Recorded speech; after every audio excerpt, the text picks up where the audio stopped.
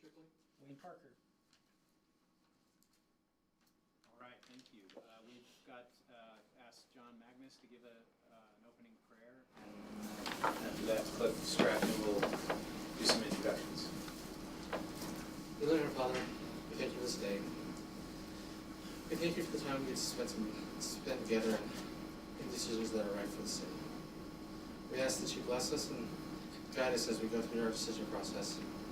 We ask that you guide the council members that they do and feel what they need to do that serves our city. We ask that you bless everyone in this room, that they can leave here feeling that they've been heard and the decisions that were made or what they were looking for. In Jesus' name, amen. Amen. All right. Is Amy in here? Okay. Amy, would you stand up?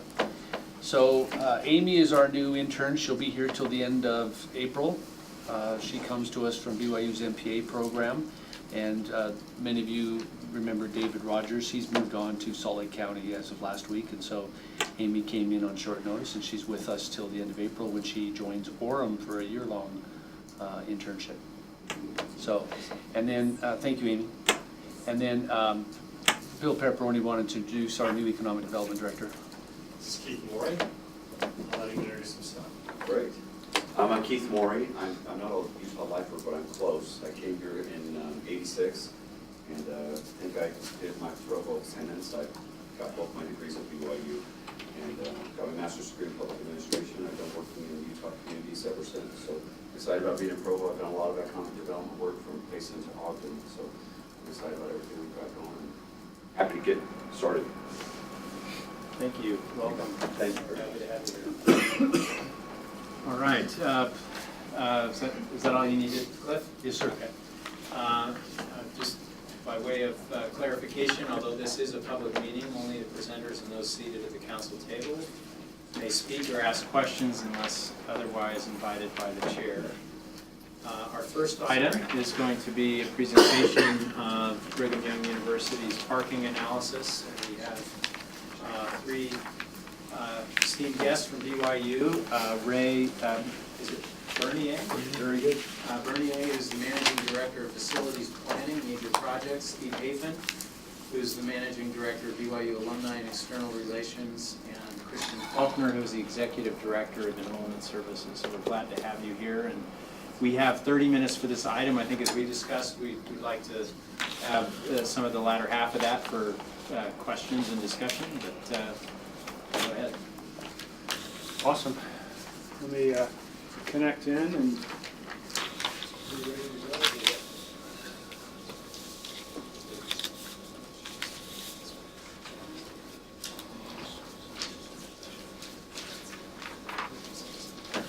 I'm going to have to reset it here to make it connect. Okay. So, of the three, I'm Steve Hafen, Managing Director of Alumni and External Relations. I know some of you around the table. I've had the privilege of meeting a few of you, but it's very nice to meet you. I'm relatively new to the university. I've been at BYU now as a full-time administrator for just about 15 months. So compared to the tenure of a lot of people at BYU, I'm pretty new. But I have been associated with BYU for many, many years. I've been an adjunct instructor at the Marriott School for 15 plus years, and my dad was a professor there, and I grew up a true blue BYU guy and always will be. But it's great to be with you, and I look forward to getting to know all of you a little bit better. I've asked Christian and Ray to be here as well. They are more of the subject matter experts on a couple of the topics we'll address today, and so I appreciate them joining me here today as well. Really the point of today is parking. We thought it would be helpful. There was a meeting that occurred, 6-7 months ago, I guess it was, with the Provo City team here to discuss parking. It was associated with some permitting discussions, and at that time we made a note that we thought it'd be helpful to actually talk a little bit about and educate kind of the current parking situation in front of this group. And then we thought we postponed it a little bit because we thought there would be some new members, which there are, and as such we thought this would be a great time to come in and provide a little bit of education on our campus parking situation. So that's really the main purpose of the discussion, but I also wanted to bookend things with just quick introductions. We've got this new committee that I wanted to just introduce a little bit to some of you who may not be aware. And then we also thought we'd give a quick update on an announcement that was made a couple months ago on student enrollment. So that's the agenda. I'm going to go through it fairly quick so we do leave some time for Q&A. I'm over Alumni and External Relations, which is reports up through Matt Richardson in the advancement side of the university and encompasses a number of different functions that I'll talk about. But our mission is to make sure that we help students, alumni, and the community to understand, experience, and promote the core mission of BYU. And obviously the community is a core part of what we do as a university, and I have a direct role in that with my title. This represents our governing values that are consistent with the university as well. And our vision is to make sure that we consistently deliver extraordinary content, programs, and events that do advocate the mission of BYU and enhance the BYU brand. And there's a very important community element to that. One of the things I heard not long after joining the university is that BYU is not always perceived as a great neighbor. And there's a lot of great things about BYU. I love BYU. I love Provo City as well. I grew up my whole life in Orem. But I just love this community. And sometimes there's this perception that BYU maybe is not as a friendly neighbor as it could or should be. And there's reasons for that, I think, but there's also a lot of things that happen just because of miscommunication or not being engaged at the level that we could or should be. And that's one of the roles that I play amongst many of these others in the advancement side of the university. So several different functions that I'm over, but one of the key ones that I outlined here is this external affairs, external outreach, and being proactive and really hopefully changing this perception, however big it is or is not, that BYU is not a good neighbor. So very quickly, again, I think a few of you are aware of this, but there's a new committee that was formed shortly after I joined. And really the purpose of the committee is to address what I just said, is to make sure that we're a little bit more proactive as a university in the community and also provide a way for the community to be more engaged in a meaningful way with the university. Some of the other things I heard not long after joining is it was just so difficult to even know where to go for community-related items, whether it's general communication, coordination on some events, issues that have arisen in the community, etc. So we proposed to the President's Council and to the President that we formalize a committee to help play this role, and that's the purpose of this CRC. We're an advisory council, but we have access directly in through myself as the chair of this committee into the President's Council, into campus planning, as it relates to anything community. We do get involved a little bit beyond the community as well. At the state level, I was pulled into a meeting, but really our core focus is right here in the community. We try to do this through coordination, facilitation, and representation. You can see over here it's a fairly small committee. We kept this small, intentionally. I chair it, and then we've got 3 or 4 other people representing different functions within the university. But we also invite several others inside the university to come into the committee at times when needed, and some on a recurring basis, so that we make sure that we have representation where needed across the university. We've made significant progress already. There's been a lot of positive input from the Provo team here, from other key groups, the Chamber, United Way, other community-related groups about what we're doing, but we're certainly not there yet. And we don't pretend to be the voice of the university. There's lots of connections that happen within the university, but this is meant to help us as a university to be a little bit better on what we do. And as you can see, we track some of the issues or some of the opportunities, being proactive on engaging in events. We meet with the mayor and her team monthly now, and that's a very, very helpful meeting to understand on both sides things that are going on, issues that we can help address, and opportunities that we can take advantage of in working together. So I would say that this has been a very positive development with more good things to come. Now to get to parking, and a lot of this, again, was presented to some of the core members of the city team, but we thought it'd be very, very helpful.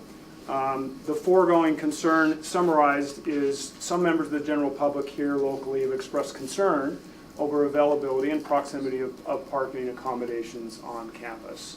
And I can't speak to the level of those concerns or perceptions, but certainly they existed and probably still do exist at some level.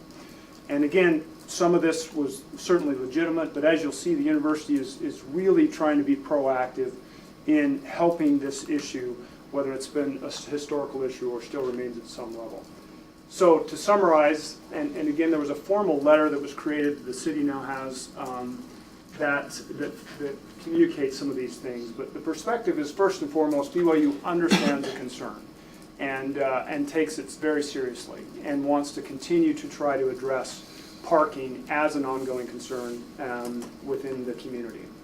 And then over the past few years, and I'll show you some of these things, BYU has implemented several strategies to reduce the need for vehicles on campus and facilitate access via other methods. And certainly I think the administration would like to see the university more and more be a pedestrian campus and are taking strides to try to do that. BYU parking is one of the better ones in the state, particularly when you look at the other major universities here, and we'll show you some of the numbers to benchmark that. And then another general message that we remain committed to ensuring that we reduce vehicles where we can and ensure sufficient parking as needed across campus. So here's a table that was put together by some of the teams in Ray's area, I believe. Space management team. Students in the form of full-time equivalent students represented there on the top row, number of stalls, and then obviously a simple students per stall ratio. And as you can see, BYU does relatively well, with BYU and USU kind of leading the pack in terms of students per stall. The lower the number, the more positive in terms of parking availability and capacity. A couple other points that I'd like to point out. BYU now charges a fee to students. Historically, that was not the case to get a parking pass. There's now a fee that I think is applicable just fall and winter. Obviously, we have a lot more capacity during the spring and summer. And we have extra capacity within this. Now, obviously, the goal here was to dissuade cars being on campus, and I think it's helped achieve that with some extra capacity in our busiest semesters. We also promote and provide bicycle parking stalls and motorcycle stalls with pretty significant numbers, and as I'll talk about, we're trying to do more and more with bikes and other alternatives to get to campus versus bringing vehicles onto campus. So when we think about the longer term, we remain committed to this goal, and there are several key strategies that I would highlight here, and there'll be more that I'm sure will come up. We've got a couple of our folks from UTA, UVX. I'm sure you've seen the success of UVX. It's been a very, very large success. We believe, and in talking with Mary and her team, we believe a large part of this is because BYU chose to invest significantly, and so we've got free ridership basically to our students, faculty, and staff. And as you look at these numbers, they're fairly significant. So we've got 58%. This contract was put in place in fall of 2018, late August, I believe, or around that time frame. And so when we look at what we did out of the gate last fall versus where we are this fall, we're up 58% in ridership to the tune of over 500,000 riders. And a rider is any time somebody gets on, they're considered a rider. So obviously you've got multiple. We don't yet have number of students this represents, but at some point we may have that data as well. But very, very significant numbers that are now taking advantage of UTA, not only with UVX, but other components of UTA to get to campus. But UVX has been celebrated as a very, very big success, and we're very much behind it. The other thing that was put in place several years ago is the student shuttle service we call RIDE. Started back in 2012. And after it started, there was a little bit of a fee and only 2 routes. Now there are 6 routes. It's free to the students. And we've seen, again, ridership just go through the roof. And this is used to take students from off campus onto campus in various routes through those 6 routes. So that's been a very, very big success, again, in reducing the number of vehicles that are coming on campus. Bikes has been a big focus.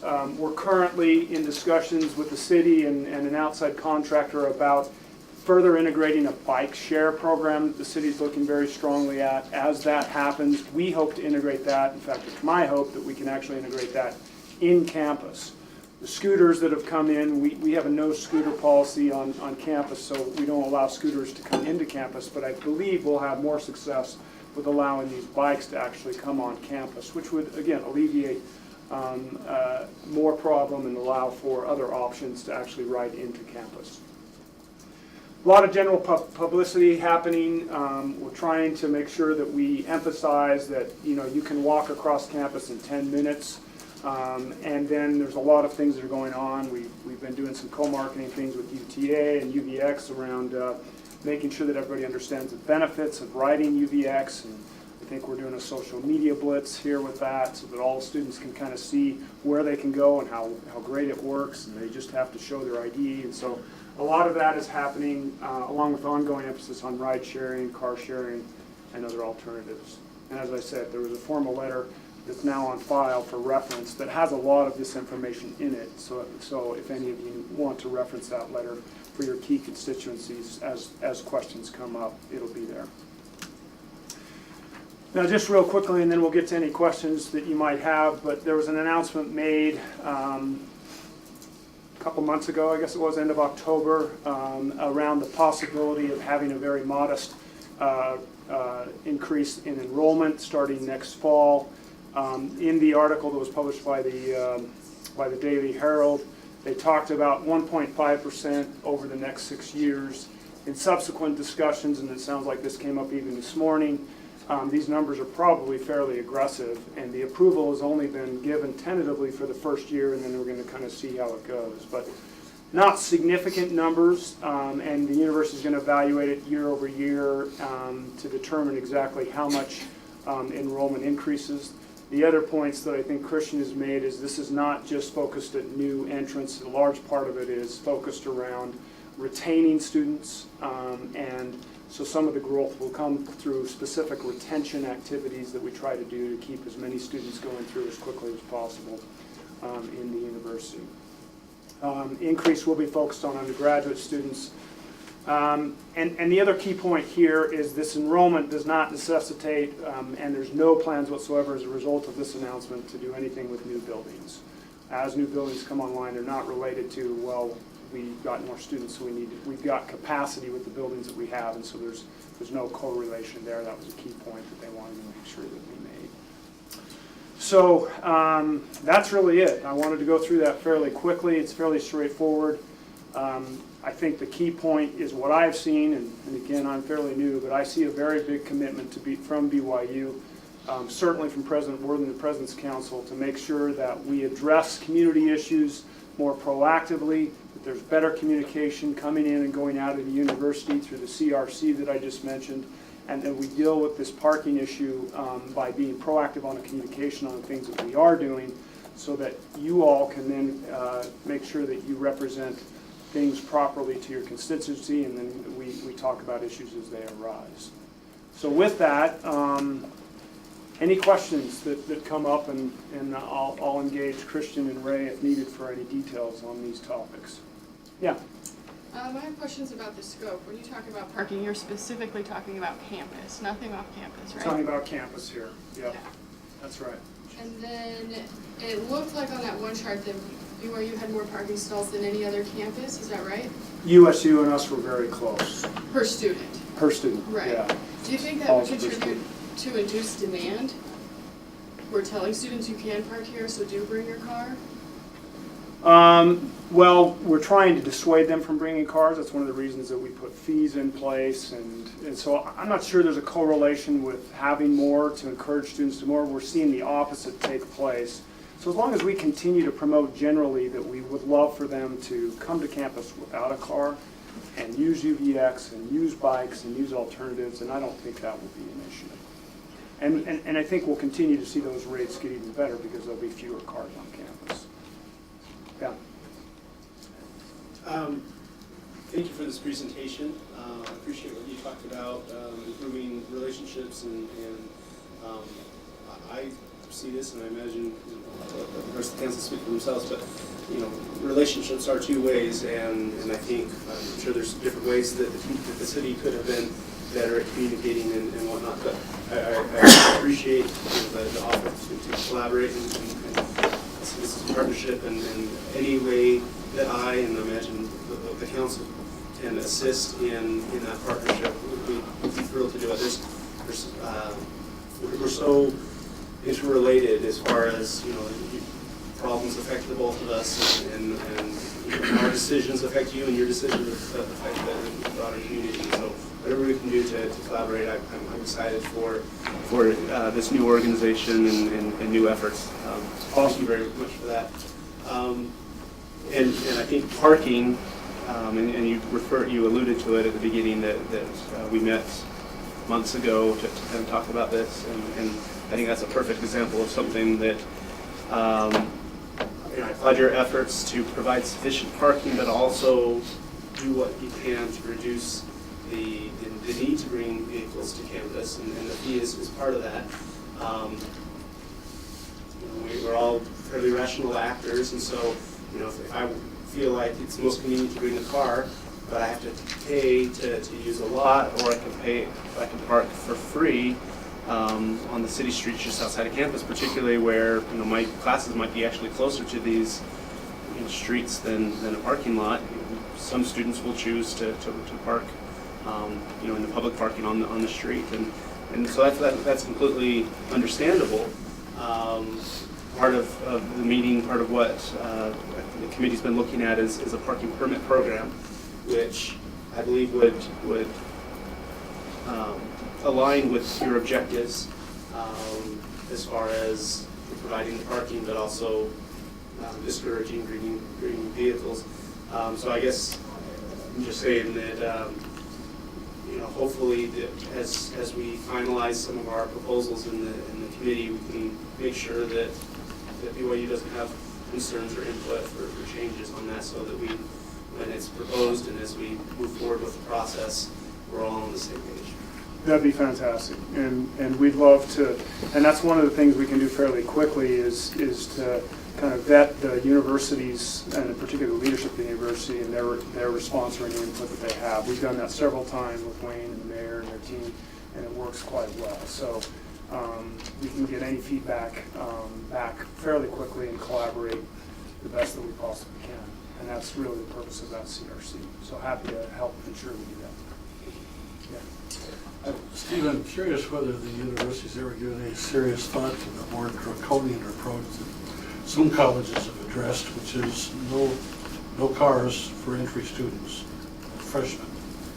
That's worked on in some communities. I'm not sure it worked here. Has that ever been studied or considered? Ray, are you aware of anything that's been studied about no cars? I remember hearing in campus planning a number of years ago discussions related to that idea of freshmen not having them, but it was never voted upon. To my recollection, it wasn't voted upon nor decided to do that. But I remember a conversation about it. Now, how much study has gone into it? I'm not aware of any study of that on our campus per se. Steve, I just want to thank you and the others who are here, and Julie, and please get the word back to President Worthen.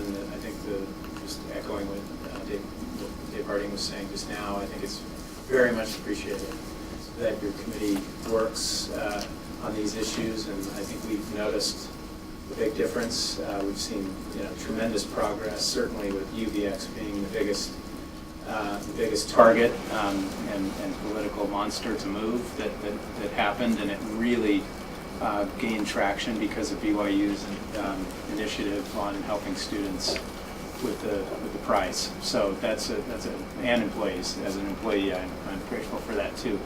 And I would, I know that it's been helpful with 9th East and public safety issues there. Certainly the scooter program, and now the conversations about the bike share program. These are just really vital and ongoing conversations that are important to the city and important to BYU. So this is a really terrific development. Just a couple weeks ago, a student contacted me about feeling unsafe on 800 North. And I just learned that the student body president at BYU had approached the city also on this issue. So I'm just mentioning it as one of many issues that I think we're going to continue to need to keep talking about and working through, because that's really where it affects both, right? It's a BYU population walking up to the campus. It's a Provo City street, and we've got to be on the same page with that. But we very much appreciate this kind of effort. And I mentioned this to you already, but with regard to the enrollment question, I sort of have two quick thoughts. One is, as I expressed to you, I think to the degree that you're able to give us estimates that help us understand where these people are likely to be housed. I mean, I know it depends, right? If they're graduate students, or if they're married, or if they're freshmen, this may or may not affect the city at all. And so I know it's a bit of a guessing game, but to the degree that we can get that information ahead of time, I think that's very helpful. Because I think the only thing that concerns me is you indicated that there's sufficient capacity on the campus, but if the assumption is that a few hundred of them are going to be finding places to live in Joaquin or someplace within the boundary of BYU housing, then we're going to need to know about that. If that continues to be a number that steadily arrives every year, all of a sudden we've got some pretty serious questions on our minds. And as I indicated to you, just help that becomes helpful for us as data, so that we can make decisions about housing, about apartment complexes that might be being proposed for different locations and so on. But otherwise, it just feels like we're gonna have to absorb the hit somehow, and we don't have any way to anticipate or prepare for it. So I think the communication is going to be really important. Yeah, very, very fair request. And Kristen, do you want to add any additional color on the Yeah, I can just say that we're in the middle of making admission decisions right now, so we know what our enrollment target is for fall. And we'll probably offer admission to, several hundred more than we did last year. But about 40% of those will defer immediately to go on missions. And about 80, so you start off with 80% of them are going to yield. So we'll offer admission to, let's say, 400, but only 320 will show up.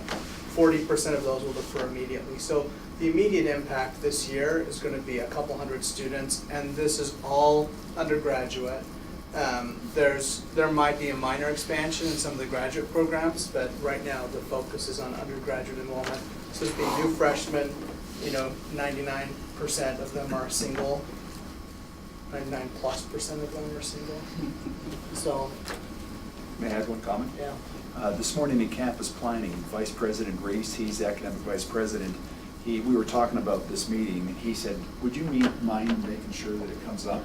That one of the goals they have is that they'd love to have all the students start targeting 15 credit hours as being online study, and he thinks it will actually help to contribute a solution to these kinds of challenges as well. So I bring that up as coming from that academic vice president. But general point, well taken. Julie manages our CRC, and we'll make sure that we proactively, Christian sits on the CRC, we'll make sure that we communicate the latest and greatest as we get closer to knowing exactly what that landscape's going to look like. And we'll try to do that every year with whatever decisions are made through Christian and team, so that you're aware of what's coming. Thank you. Yep. Time for we have just a couple more minutes. Any other questions? One of my concerns with the university and their population is the quality of student housing. Is that an issue that is on the university's radar? And how have they worked with the city in the past? And how can we be good partners in the future to make sure that students have quality, safe, healthy housing? On campus or off campus? Off campus. On campus, I'm sure they do a great job. Yeah, no, it's a fair point. It's certainly something that I've heard about, and I know it's an issue out there, just even from when I was a student. But I'm not really prepared to speak on that today, but we could have a good discussion around that. I think it probably is a topic that deserves more attention and collaboration.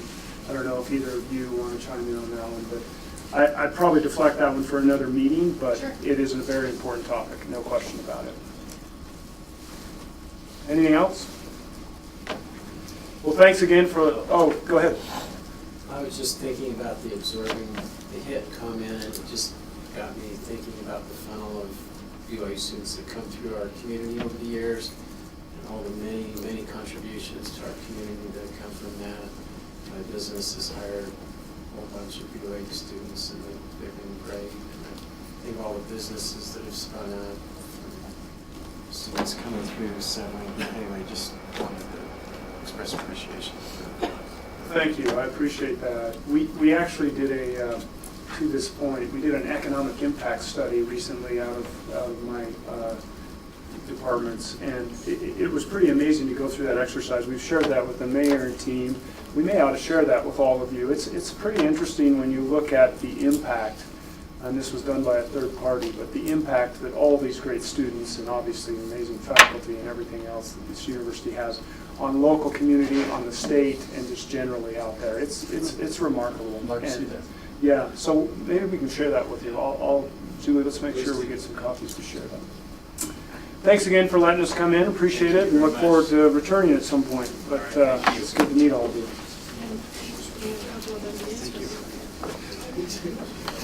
Yeah.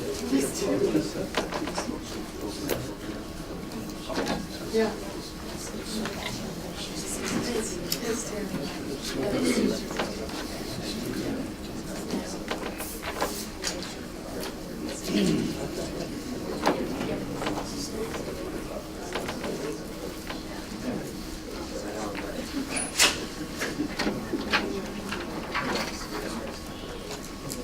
All right, we'll go on to item number 2, which is a presentation regarding the Mayor's Sustainability and Natural Resources Committee. This will be presented by Austin Taylor, Don Jarvis, and Sean Miller, who have various roles regarding sustainability on campus. And we have 20 minutes allotted for this item, and similarly, we'd like to have some time for discussion if possible. We'll start with Sean Miller of the Agricultural Commission. Thank you for being here. Thanks for having us. I did have a series of slides I sent in. Do we know who's? They told me it would all be ready to go. Yes, this one here.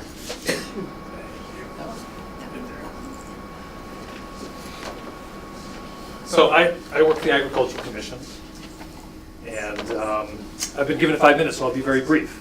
Our main work this last year has been focusing on easements on the the west side of town to the northwest side of town. Give me the next slide. I'll show you the property that we're working currently on. Oh, you have it here? I have it here. Thank you. This is the Robbins Moreno Ranch. We sometimes refer to it as the Moreno Christensen property. So it's 37 acres on the west side. It is just to the northeast of the state park. And so we've had city council members out to visit, which has been great. We started this process 2 years ago. We were able to invite the Nature Conservancy to join us and to serve as the agent in this and as the holder of the easement. So they've been extremely helpful in doing that. This was our first site visit with the Nature Conservancy. You can see one former and one current member of the city council there. Elizabeth Kitchen's on the very left, who manages the conservation program at the Nature Conservancy, and Kara Butterfield, who's been really helpful. So this has taken a lot of time. The federal application, so we've had 2 applications, one to the federal government, the Department of Agriculture, and the other to the Utah Quality Growth Commission. The federal application ran to 240 pages, so I did a lot of running around and getting signatures, among other things. So the Nature Conservancy is great, just fantastic to work with. They've invested a lot of time themselves. They've invested quite a bit of money as well, because the appraisals are really expensive for these sorts of operations. So they're sort of all in. We received $300,000 from the state. And I want to specifically thank the city council for approving that resolution that we sent to the state to get money in the McAllister Fund for that budget. Without that, we probably wouldn't have had any money even to think about. So $300,000 gets us partially there. We need about $500,000 more, and that's what we're waiting for the federal application. There's a little glitch with a particular IRS document that the Nature Conservancy is appealing on, and so we're hopeful this will all work its way through and we'll be in good shape here in a few months. So that's where we currently are. Our future plans are these, and I apologize for this hand-drawn map. It's not as slick as the BYU slides. This is the area that we're talking about. So here's Provo High School, here's Boat Harbor Drive, here's the state park. And so what we have now is we have the Powell Slough wildfowl recreation area, or management area. That runs about 3 miles along the coast. This is the Cherry Hill easement here. That covers a good chunk of the coast of the lake. This is the former Despain Ranch, which is currently now going to be the Provo River Delta Restoration Project. Okay, this is the property that we're working on now, the 37 acres that belongs to the Robbins family, and you can see this will just extend this conserved area all along the coast of the lake. So in the future, you see this land here owned by the Despains. So federal government purchased this from the Despains. They were not happy about that. This land has been in their family for quite some time. Dale Despain's father, also named Dale Despain, was a longtime planter in the city here. He played a role in the city cemetery, the Provo Temple, many of our schools and parks. And so the family saw this really as a legacy to honor him, and now they've lost it. So what Dale Despain wants to do now is to turn all these properties that he's received kind of as compensation, partial compensation for this land, is to turn these into conservation easements as well. And if that were to happen, we would have most of this chunk of land preserved, barring a few private properties within the area. So our next set of applications will be on behalf of the Despain family this year. I will stop there. You want me to answer questions now or wait till after? I have a very quick question. Okay. I mentioned this to Mrs. Despain, but I don't know if we can do this as a city council, but I would love to name the Delta, the Despain Delta, in honor of that family. I think what they did was a massive sacrifice. It was very painful for them, but it will be, I think, it can be a legacy forever in honor of their family. So that, anyway, I just plant the seed. Or one of the new parks. Yeah. Or one of the new parks. I mean, I would like to find a way to honor what they did in a more appropriate way than just to move forward and, not acknowledge it. I would be great. We'd certainly be supportive of that. And just to kind of make a comment, Provo City still owns half the easement on this property. The Nature Conservancy is the other half. So this is not going to be condemned. It remains conserved land. So that, we were hoping we might get some money out of this then to help with other properties, but that won't happen. So we're going to have to find the money through other means. We have the Skipper Bay Trail there. It's in rough condition, but I think that could be an extension of a gem that we already have in the Provo River Trail. Do you know, as these other easements and wildlife areas are further to the north, is there any plan to extend that? Is that in fact, there isn't. The plan, the plan with the Provo River Delta is to stop the trail right here, and this becomes part of this connection between the lake and the river. So you have various arms of the river that will come in this way. So the trail will stop. Well, it'll stop here, but it'll continue around like this. And so it actually gives us different kinds of access, and then there'll be a trail that runs supposedly this direction. So there'll be access around it, but the trail, the Skipper Bay Trail, which is sort of unfortunate, it's one of my favorite spaces out there. It's actually one of the best bird habitats in the state. But I think overall, this will be a positive for habitat, for the community as well to enjoy. So again, importantly, you've got all these public trails, you've got the Provo River Trail, which borders these Despain new lands, and I think it would be great to be able to keep all that open space for people to enjoy for the long term. Thank you. Thank you.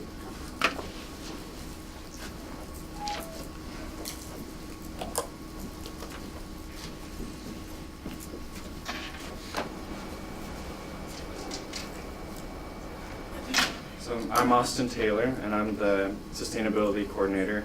And what I'll be talking about is the Employee Sustainability Committee. So Sean's in charge of the Agricultural Commission, Don Jarvis is in charge of the Mayor's, the Residents Sustainability Committee, and then I'll talk about the employee one. So first I want to show this video that we made this year, And this is something that when employees come to Provo City, they watch this video, so they know that sustainability is important to Provo City as an employer, and it gives them some ideas of what they could do themselves.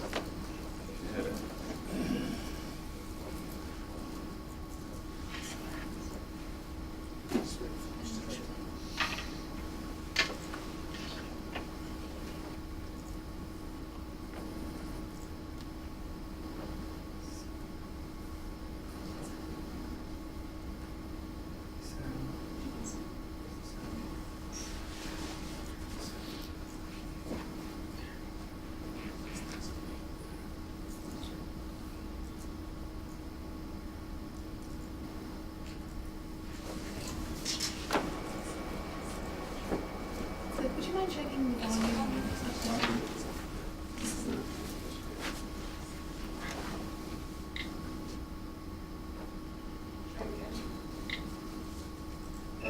The city That's maybe a little loud. of Provo is home to abundant natural resources that contribute to our quality of life. Using these resources to meet our needs without compromising the ability of future generations to meet their needs is called sustainability. Our actions as employees and residents impact our community. So what can you do as an employee to help promote sustainability?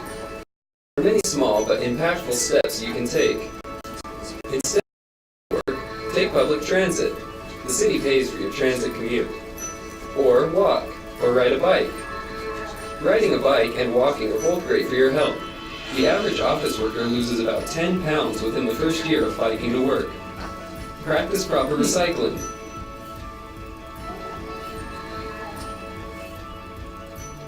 Think twice before printing to make sure it's really necessary. When you do print, print double-sided. Bring reusable flatware and dishes for personal use at work.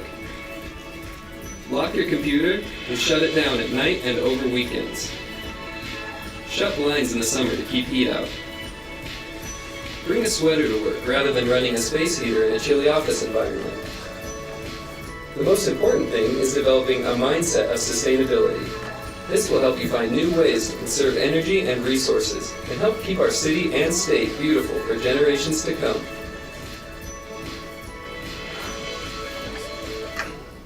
So yeah, that was one of our accomplishments this year. But we put out a 2019 sustainability report. If you go to that, John. And this report is public now. Anybody can see it at provo.org/sustainability. And I'll just highlight my top 5 accomplishments on here that I think the city did really well. So first, Provo Power signed an agreement with UMPA for an 80 megawatt solar farm that covers 500 acres. It's going to be built in Mona, and that puts us closer to the goal of 50% renewable energy by 2030. The second one I'll highlight is the Facilities Services Department got a $750,000 grant that will put in place 20 new electric vehicle chargers throughout public buildings. Those will be this year. And with the mayor implementing the scooter share program with Stagster and Spin, they've been wildly successful. Since August, the scooters have gotten over 85,000 rides, and about a third of those are replacing car trips from what surveys show. So that's 28,000 car trips reduced, 16,000 vehicle miles traveled taken off, and 3,000 tons of carbon dioxide pollution saved. And then I think you just go to the very top of the picture of the mayor. Sorry, go down the mayor. And so one of my personal favorites was the redesign of Tudor Boulevard, because it shows what a safe and friendly street looks like to the rest of the county. Right, it's the third road in Utah that has a protected bike lane. It has beautiful sidewalks. It has trees, and much safer with the medians that go in the middle of the street. So that was a big one. And my last item for the top 5 is that the police pledged to be idle-free with their vehicles. The police chief told them in a meeting, please do not idle your vehicles. We're going to stop doing that. So that's a good list of accomplishments. And then the last thing I'll highlight is if you could go to the Daily Herald article. So the mayor talked with the Herald last week, and they put out this article, and she bragged about the great things that the city is doing to help clean the air. She talked about how 15% of people walk to work in Provo, 3% of people bike to work. That's the highest in the state. She talked about the 30,000 street trees that the city maintains and how we've been a tree city for 35 years, and encouraged everyone to drive less, take public transit, bike, walk. So, great things that are going on. Any questions? Is there an ongoing tree program that is planting new trees every year? Yeah. If so, how many? So through Provo Power, they have a budget of $80,000 for new trees each year, and so that usually gets them 300-400 trees, new trees every year, and then they're continually maintaining the trees that are in place. These are all the ones on public property. Before you worked in this role, was there someone working on sustainability in the city? So the committee existed before I started working here. I think the committee's been around 7 years or so, and everybody did a little bit, right? But it was no one's specific job to be in charge of sustainability. Well, kudos to you and to the mayor for creating that role. Thanks, and you guys, right? George, I know, played a big part in that. Well, I wanted to thank you. I mean, we didn't give you a whole lot of time to tell your whole story, but I think you've done an extraordinary job, and it does take someone to sort of be full-time vigilant about these kinds of questions. And I know that in a new role, you know, that hadn't existed before, that's presented some challenges in terms of everyone getting used to that. But I think the momentum that you've created is just really phenomenal. So keep it up. And thanks to the mayor and other city staff for support too, of course. Mr. Jarvis.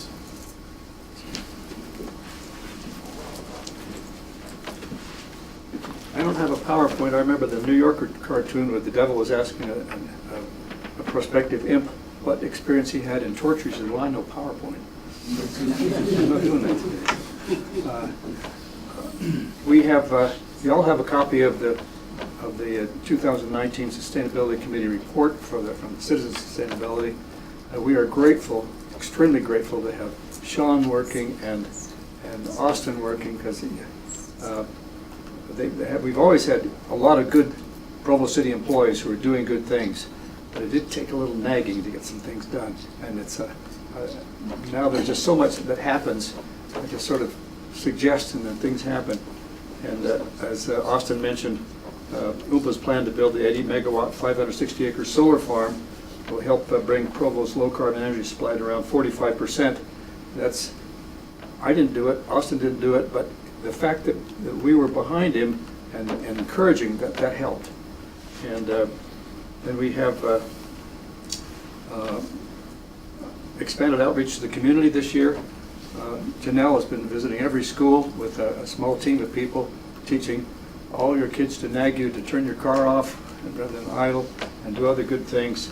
But we have lots more displays this year, media, and the 20 e-vehicle charging stations is partly due to Austin, partly due to our committee member Rob Slater and Provo Facilities Manager Dick Plackham. None of this stuff would have happened if it would just been me. It's always a matter of cooperation and between a lot of good people. I'd like to alert you to a problem that we have in Provo right now. We just turn that off. Well, that's up. Okay, that's all right. You can do that, I guess. We have a problem with recycling. You know that Asia has stopped taking our recycling materials unless it's very, very clean. Provo's recycling material is very, very dirty.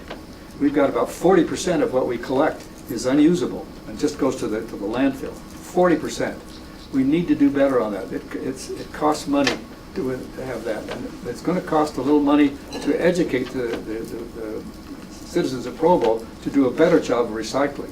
Sometimes they stick deer carcasses in their recycling bins, and you'd be surprised. Talk to Bryce Rolfe about what comes in his recycling cans. It's really scary.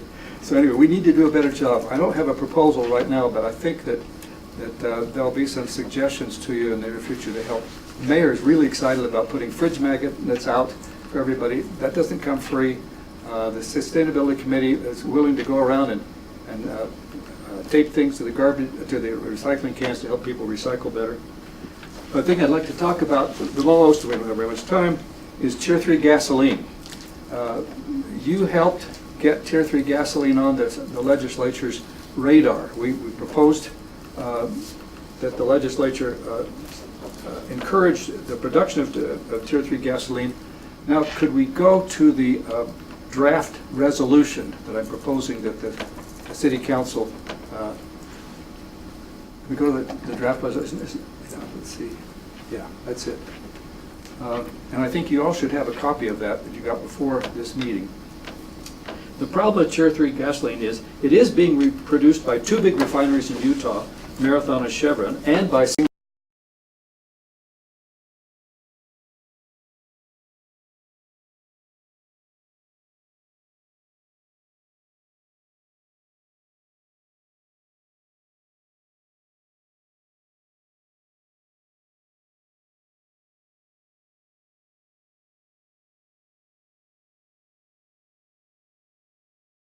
places that you and I tend to fill up at, like Costco, Harmon's, Holiday, Maverick, Sinclair, Smith's, and 7-Eleven.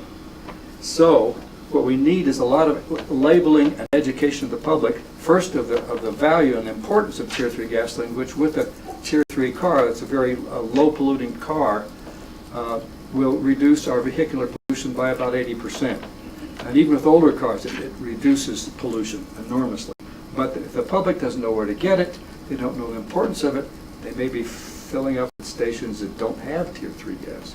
So we have some good people, including our own representative from West Provo, Marcia Judkins, Adam Robertson from East Provo, and Suzanne Harrison from Draper, who are very interested in doing something in the legislature. This will give them some backing if they know they have Provo City behind them, and encourage them to do this.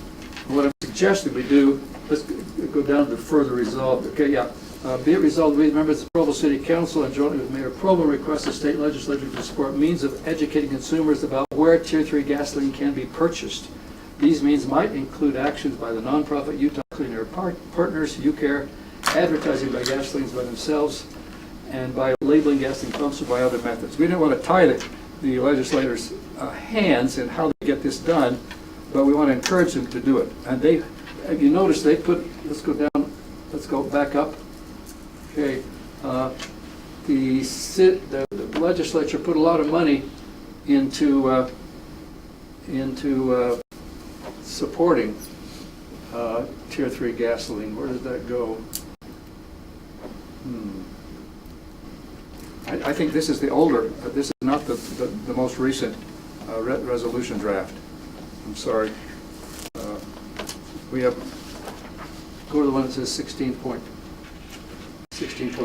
No, this is not the right one. I think this is the only one we have. You should have it in your... I sent you a second one. It was within 24 hours, the first one. That's okay. Anyway, the fact is, and you know it, we don't need to prove it, legislature sought to promote the production and distribution of Tier 3 gas in the state through financial incentives. The Senate Bill 197 in 2007 and concurrent resolutions, House concurrent resolution 13 in 2019 in order to clear local. So they're on our side. They just need a little, just a teeny little push. They'll go for this.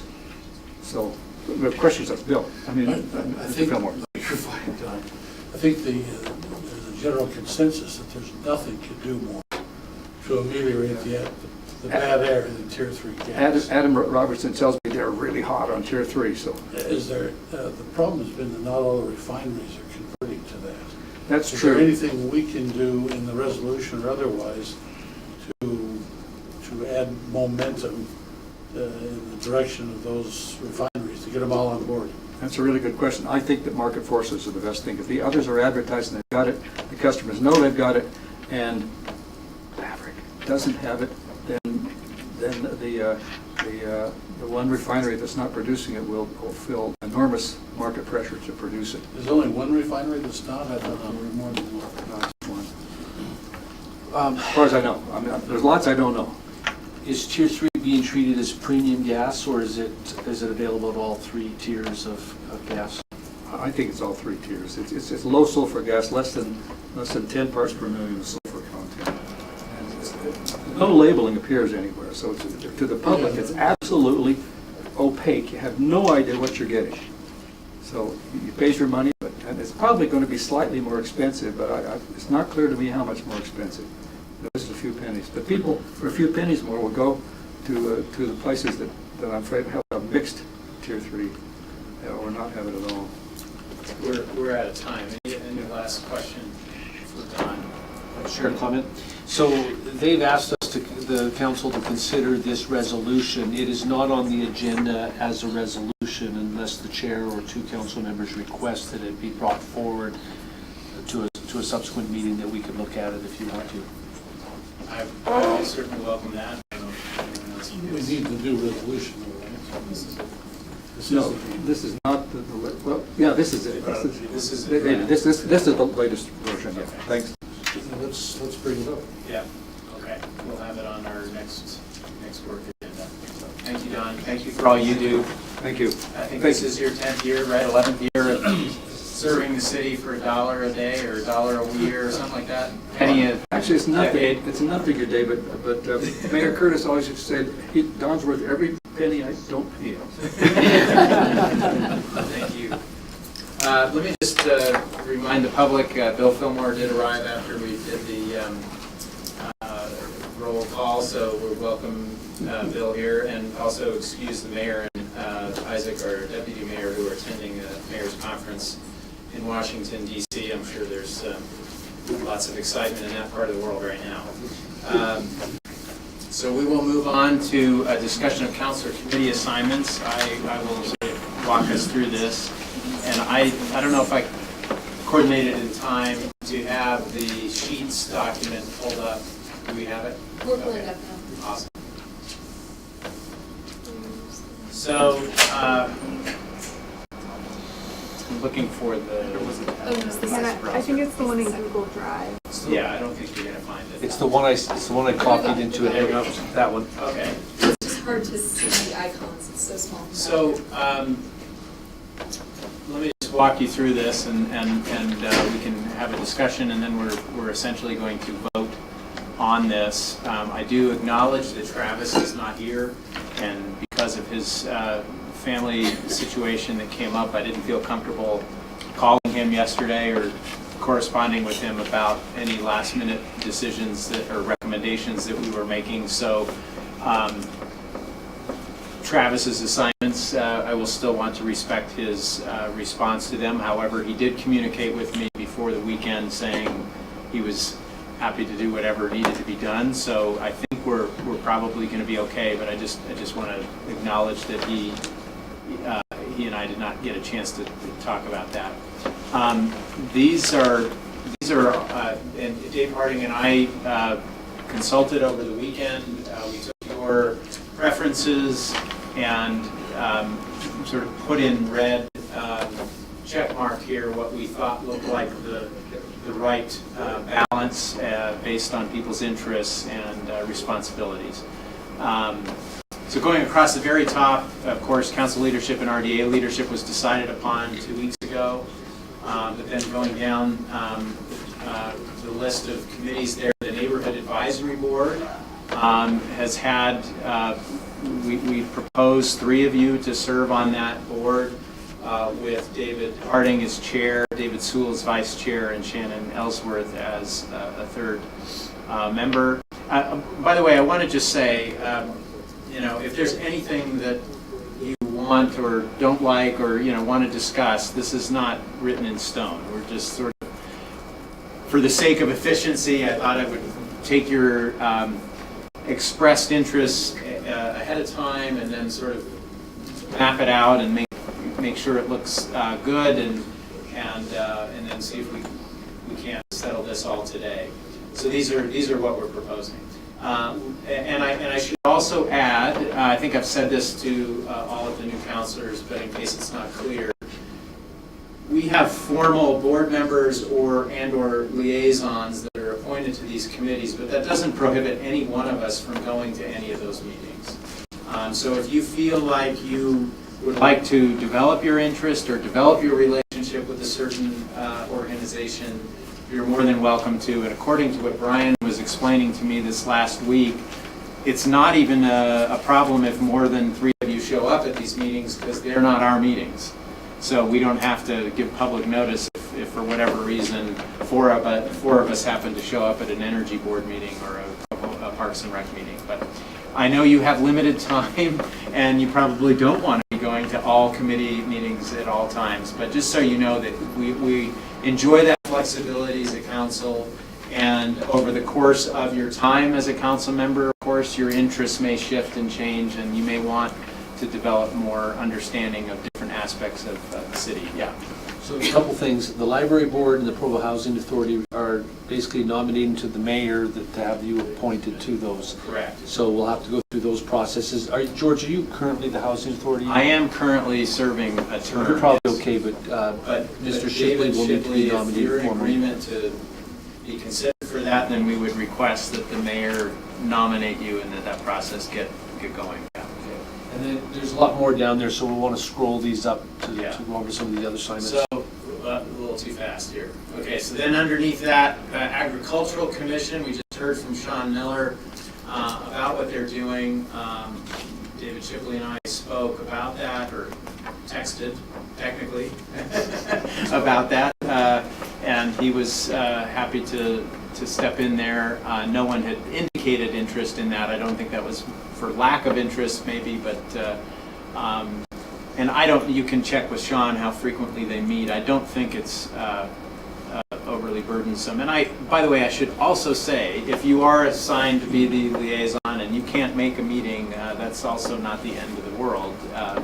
So, you know, I think people try to respect the fact that you have a work schedule and other obligations as well. We do the best that we can. Airport Board, Travis had expressed interest in that. I think actually several others had as well. But we thought Travis seemed to be in a good position to serve there. I know there are a couple of you from the west side, but anyway, that was seemed to be a good fit. Arts Council, David Sewell had expressed interest in that, and I think you've done that before, is that right, David? Okay. Yes. CDBG, General Committee and Social Services Committee, we didn't have expressed interest from the council on that, and that's where, after consulting together over the weekend, David and I thought Travis would be very good there. We think that's a relatively light assignment that has most of its work in the spring as they're setting the budget, and that it's more seasonal than it is permanent. Downtown Provo Inc., David Harding would serve there as our recommendation. Energy Board, Bill Fillmore is our recommendation. Metropolitan Water District Board, David Harding is our recommendation. And then Parks and Rec, Bill Fillmore. The next two are just sort of things that I have been loosely involved in for some time. I don't regularly attend the Sustainability Committee meeting, actually, but because Don Jarvis chairs that meeting, and Don and Austin and Isaac and I meet once a month to talk about sustainability issues, I'm pretty well versed in what's going on with that committee. And the Rock Canyon Advisory Committee is something that I'm happy to keep working with, just because I've been part of the process of putting together that master plan for the work that needs to be done at the mouth of the canyon, and I'm happy to continue to do that. But anyone else is welcome to step in there. They're not too onerous, and they're always eager to have more city council interest. David Shipley, we recommend for TMAC, and then Shannon, there for the ULCT, Utah League of Cities and Towns Legislative Policy Committee. That is it sort of in coordination, Wayne, is that correct, with you and the mayor? Yeah, the mayor and Isaac both sit on that. We get 3 representatives from the city, so we've traditionally had 1 council member, and then the mayor, and then whoever runs the legislative program. And you're sort of representing the city to ULCT to the league, and right. and back, right? Yep, yep. Okay. Yeah, we talked a little bit about that, Shannon and I, and Dave Harding as well, consulting with him. Do you wanna- Yeah, sure. I mean, this is for all of these boards. Well, particularly the liaison role is that of facilitating communication. Just because I'm on the downtown Provo Inc. board doesn't mean that I'm there, jumping into the conversation at their board meetings, say, well, you should do this, you should do this. It's far more about listening to the topics of conversation that are going on. I'm not representing my own personal opinions, but that of the council as a whole. I'm there as a council representative. And it's more of, if they have questions like, well, what does the council think about what we proposed last month? And do your best to represent what the council thought about their proposal. Or if they're going down a route, they're like, you know what, I think there's a few members of the council that are concerned about that direction. So maybe I'm just going to let these council members know, or let the council know, like, hey, they're maybe heading in a direction that's outside of, well, and all of these boards and commissions, so whether they're secular. Anyway, it's a way of facilitating communication. I think we had, this was not a board, but we had a proposal from our redevelopment agency that they had been working on a long time. They thought everything was great until they hit the city council, and the council had some concerns. And so they wish they had that feedback, a year prior, rather than getting this far down. And so it's a way of preventing some of those issues. So that's kind of the role of the liaison. Thank you. And as we'll learn in our breakfast tomorrow, just related to this legislative policy committee, I mean, our interface with the state and broader issues that are affecting cities and towns throughout the state is really valuable. So we appreciate that effort. Utah Valley Clean Air Task Force, Shannon had expressed interest in that. Solid Utah. Southern Utah Valley Solid Waste District. I've learned to call it, the mayor had a very shorthand version of that. What did she call it? Just the waste district. Solid waste. I think just waste district. It just sounds ominous. But I replaced Wayne on that committee last year, and I'm happy to continue to serve there. I'll just say that Wayne is sorely missed because he was on that forever, and he knows far more than I do. But that's been a good experience for me. And then there's another ULCT land use task force that doesn't request representation, but Shannon had expressed interest in that, right? Am I getting that correct? Yeah. Okay. And then, so those are all the sort of more formal appointments that we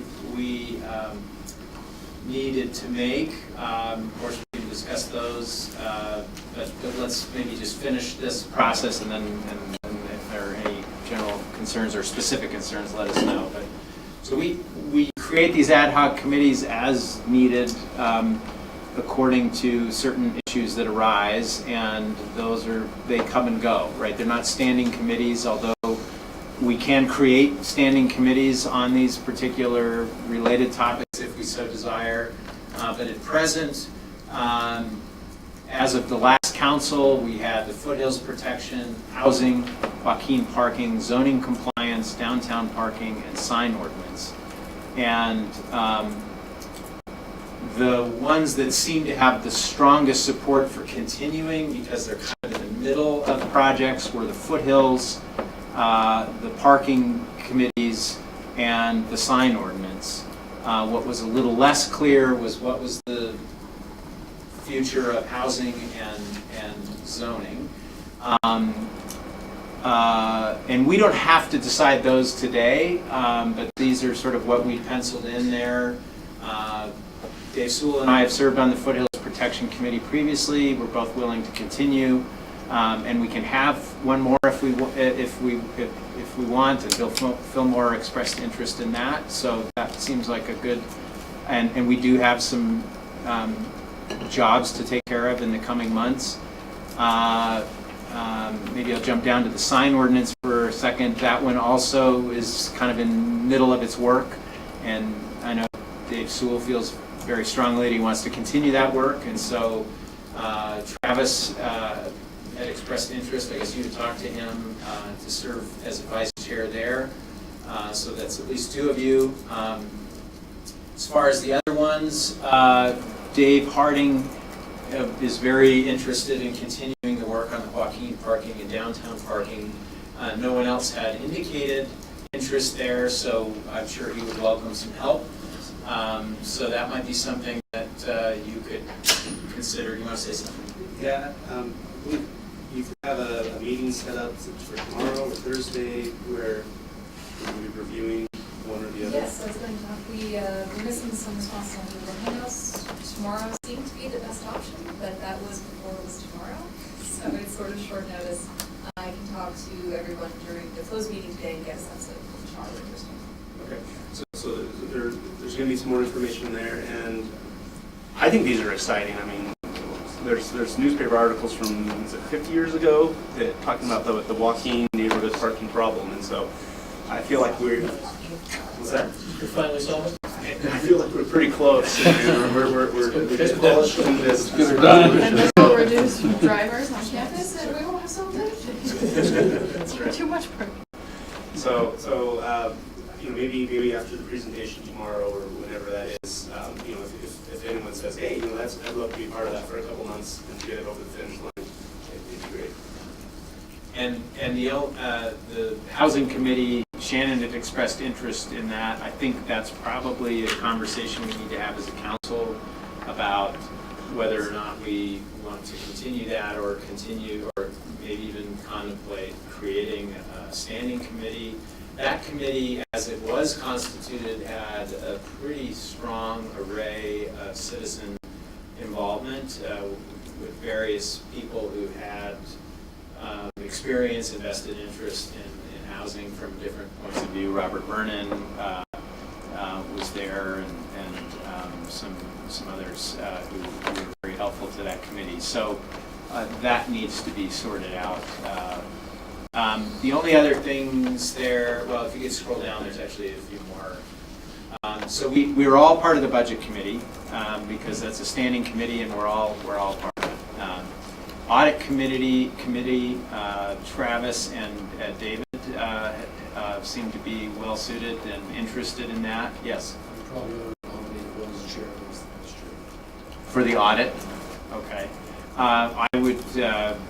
Well, do you want to go ahead? Well, I don't even think we're at the point where I'm making motion, but I would strongly suggest that we have our financial wizard. Financial nerd. Financial nerd. Sorry, you named yourself. It's only going to get worse. Wizard in 4 years, I like it. See if I can. I think it would be great to share that. So I would concur. I just quickly mention Bill. So there are two other things that Bill was involved in prior to being elected as a citizen, and he expressed interest in continuing because they're ongoing, especially the new city hall has maybe a shorter time frame. But anyway, so we indicated those there. They're not formal council assignments. But In that regard, please feel free to funnel any concerns, ideas, or questions you've got to me with respect to city council space. Both the city council chambers and the main floor, but also office space. Yeah. Okay. Great. So we didn't formally. We have a nomination for David Shipley as chair and Travis Hoban as vice chair of the audit committee. Do you have any discussion? And I seconded that. I think formally, or at least I do now. I think in terms of overall motions, you can try and pass the whole thing as one Okay. when So the time moved. comes. So, but there are no other cases where we have to specify chair and vice chair? Let's scroll back up for a second. One from where we just say, I move that we. Technically, housing doesn't have one. What I would recommend though, because unless we have an audit committee mission statement, what I would recommend is that we make motion to make the board assignments and the liaison assignments. We take care of that now, and then all of the rest we handle in the future when we have mission statements and whatnot. We've actually crafted that for you on the other document that we usually bring up. And basically, we split out the budget and audit committee. We took the budget portion, lifted in the budget committee, the audit portion, and the audit committee. And between the two of them, you have everything that was in the prior mission. Okay, so do I have a motion to approve these assignments? I'd like to move that we approve the, scroll up just a little bit more. So basically approve line 6 through, scroll back down, 4 through even 23, because I think the land use task force, we don't assign people to that. I think that's just something that Shannon volunteers for, that they'll accept, but I don't think that's something that we make. So I'd say from 6 to 23, make those assignments today. So I move to make that. Okay. Adopt those changes. Sorry, just while you're on it, one brief comment, I missed it the first time about the land use task force. Elizabeth and I had a conversation about that. So I've been attending that for a long time. It's basically almost entirely attorneys. It started out as a group of city attorneys meeting with a group of developer representatives to argue over issues to bring before the legislature in the next session. That's probably 90% of what they do. So it's basically an open invitation for anybody from any city who wants to show up can show up at any time. But it's mostly attorneys. Every once in a while, some city will show up with like somebody from their planning division who specializes in subdivisions because we're arguing about a specific phrase in the subdivision act. But that's really all that task force is. So historically, I don't know that there's ever been anybody from the council that's attended that. But it is open for anybody. But it is open for anybody who wants to. So we'll let you decide what you want to do with that. Those lawyers haven't yet dealt with shit. All right, so Dave Harding has moved that we approve the assignments as designated on the sheet from row 6 to row 23. Do I have a second on that? Any discussion? Any unresolved feelings about any of those assignments? All right, then I will call for a vote. All in favor? Voting is unanimous with Travis Hoban absent. Yes. So with regard to 26 through 31, many of those have existing mission statements. Is there a reason why we would want to add some of those? For me, the walking parking committee, the downtown parking committee, I'd like to wait maybe another week or two, see if someone after further discussion wants to be a part of that. The housing committee, if you look at the mission statement that is there, it's not what the housing committee has been doing recently. In conversations with Ms. Ellsworth, she's indicated some concerns about siloing, some things. I would love to have an ad hoc committee that addresses that, but I don't think that's anywhere near the current housing committee. I'd love to see that, the non-council members of the committee be spun off as a statutory board, or at least to discuss that option. But as far as like what our current housing statement, mission statement is, I don't think it makes sense to move forward with that one. But sign ordinance, I think if people are comfortable with that, if it's protection, people are comfortable with that. And I guess zoning compliance, I think those three might be at a state where we would be comfortable voting for that, as well as audit committee. Do we need to do anything for budget? That's what I would propose. I would propose that we vote on Foothills, sign, and were you saying that parking? No on parking. No, and not yet on zoning, or yes on zoning? I think yes on zoning. Okay, so I would propose that we vote on Foothills, zoning, and sign committees, ad hoc committees, and that we also vote on the audit committee. Is that okay? I had one comment about the audit committee, which, and I may be misremembering this, but I thought the discussion in the last leadership session was that we were actually going to hold off on the audit committee until next work session because it hasn't even been created yet. And that it was going to be an agenda item on next work session to create the audit committee and establish the mission and add the members. Now, Okay. that doesn't prevent you from doing it, Dave, but that's what I thought in the discussion last week was. Let's do that. I mean, I think the assumption we will go forward with is that David Shipley would serve as chair and Travis Hoban as vice chair as our tentative discussion at this point, but I would move that we approve the assignments for the Foothills, the two parking committees. Oh, sorry, I keep getting it wrong. For the Foothills, the zoning compliance and the sign ordinance committees as indicated on the sheet above. Is there a second? Mr. Sewell has seconded, so any discussion? All in favor? Okay, it's unanimous with Travis Hogan absent. Okay. All right.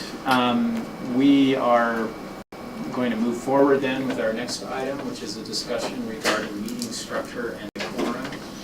And I apologize as a council chair that I didn't have this discussion sooner because you got kind of thrown into your first meeting without a whole lot of outline of this, and we have just 15 minutes for this, so I don't want to spend too much time on this, but I thought I'd share some thoughts and just sort of give you a sense of the direction that we're sort of feeling like we'd like to move in as a council and in council leadership with regard to meeting format, meeting decorum, and efficiency questions. We're looking carefully at how to make our meetings more efficient and also more effective.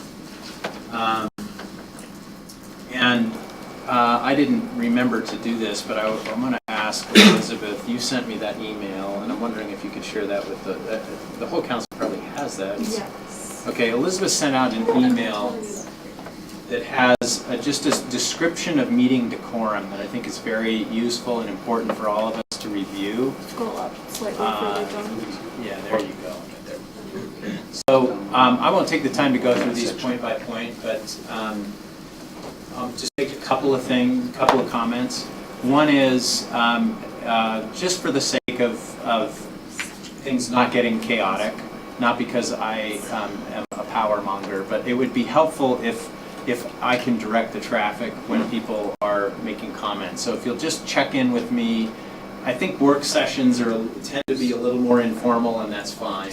But I would say, especially for the evening sessions, let's just check in with the chair, and I will designate people turns to speak. There's some other rules there that I will try to follow and ask you to try to follow as well in terms of, for example, if it appears that members I know or it's already become apparent that two of you have very opposing views on a particular subject, I'm going to try to make sure that I alternate so that it doesn't seem as if one person is getting all of the opportunity to speak.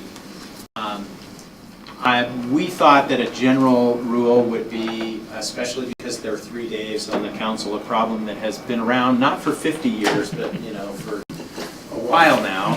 We thought we might have solved that problem, but then David Shipley got elected, and I'm just teasing him. I would recommend that we call each other by our last names during the evening session, and that way we don't have, the public may not know who we're talking about when we say, well, when Dave said this, or Dave spoke to me earlier, So let's just say Mr. and Ms., if that's okay, and do you prefer to be called Ms. Ellsworth, or do you have?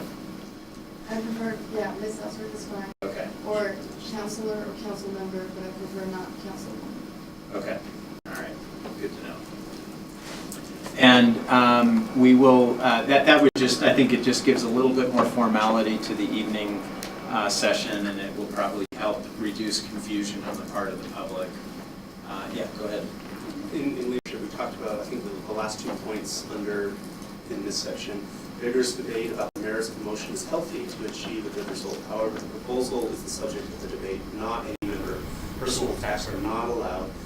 Ideas or likely results of the proposal may be attacked, but not personalities. The motives of another member should not be attacked or impuged. I think I said that wrong. Impugn. Impugn. That's how you spell that word. Yeah. All right, thank you.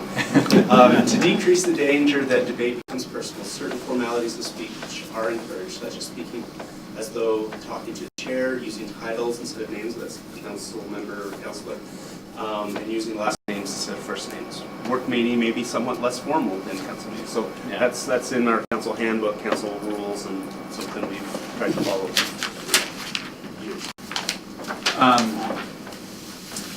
So a couple other items that I think we're thinking about, and I just wanted to let you know about. One is in the past, and today will be an exhibit of this, but in the past we've had something on the work session.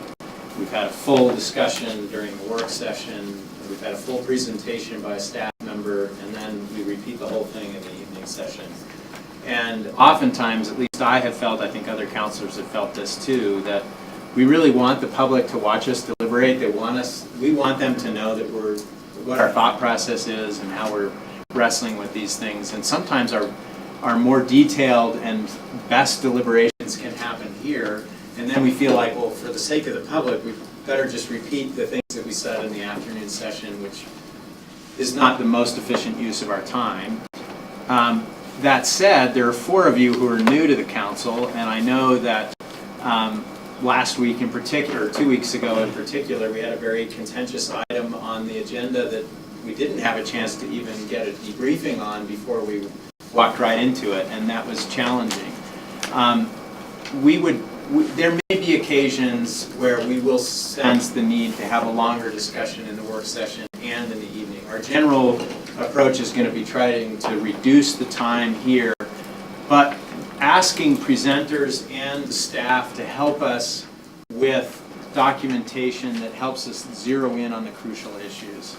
I will say that this it increases our responsibility to read carefully and prepare for these meetings so that we're not super cold. I know that for me as a new counselor and still just 2 years into this, there are plenty of times when I'm reading through a document and I think, I don't really know what I'm looking for here. I don't know the history here because somebody else seems to know it. I mean, this was how I felt for 2 years because everyone in the council but me had a lot more experience and knew the first time this came up 6 years ago, and they seem to remember all of the history.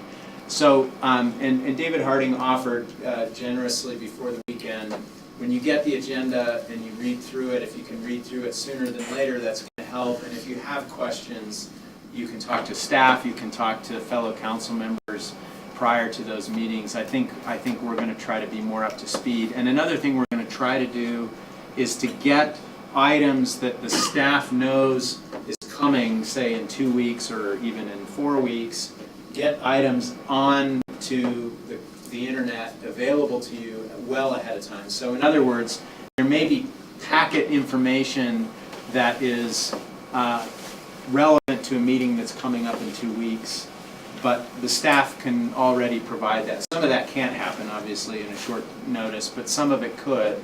And if we can have that material farther ahead of time, I think that will be helpful for all of us, so that we're not looking at 180 pages on Sunday night or Monday night for the Tuesday meeting, and not even having the time to formulate the questions that we might have about it. So, any thoughts or questions about this. Yeah, Cliff. So with regard to that, so one of the things the staff is going to be doing is expanding our use of, when you go into On Base, you'll see a summary document that sometimes only has one sentence as to what it's about. We're going to expand that and try and make it more useful as a executive summary of what's coming, so to help focus your attention to that. The other thing we've done is we've asked the directors and division directors, when they come to the council, to really focus on the salient issues and let you guys, as you council members, as kind of signal what you're more interested in terms of more information by the questions you ask, by the information you request.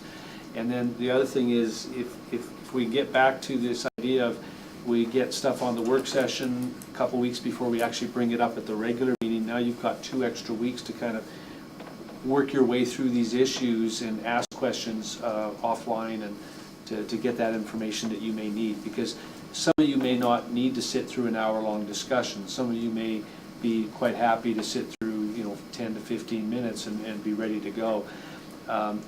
Generally, my experience here is that Wayne and the other directors throughout the city have been quite willing to meet with you when you have need to get more detailed information on things, and we'd encourage you to do that. And I know most directors I've talked to have been have expressed they would love to give you tours and talk to you about the issues that are important to their operations. So yeah, go ahead. Bill, I'm all in favor of more efficient meetings. Certainly support all the recommendations you've made. I wonder if we're, like our 2 weeks ago, that discussion and all those issues got some of us cold.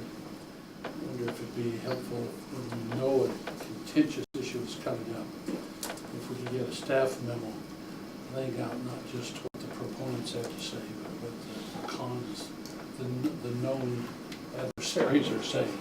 So we've got a better picture of both sides of the issue going into the meeting. That would be very helpful. I think that's a great thought, and I think that's part of what Cliff is suggesting can happen. We do, sometimes that's supposed to be in the file. It's sometimes a little hard to identify. For example, if you go to the planning committee, if it's a planning land use item and the planning commission report is in there, there should be a report as to what the debate was about. But that's a little uneven, to be honest. Sometimes we don't really get a clear picture, either because nobody came to the planning commission meeting or we don't have an adequate neighborhood report.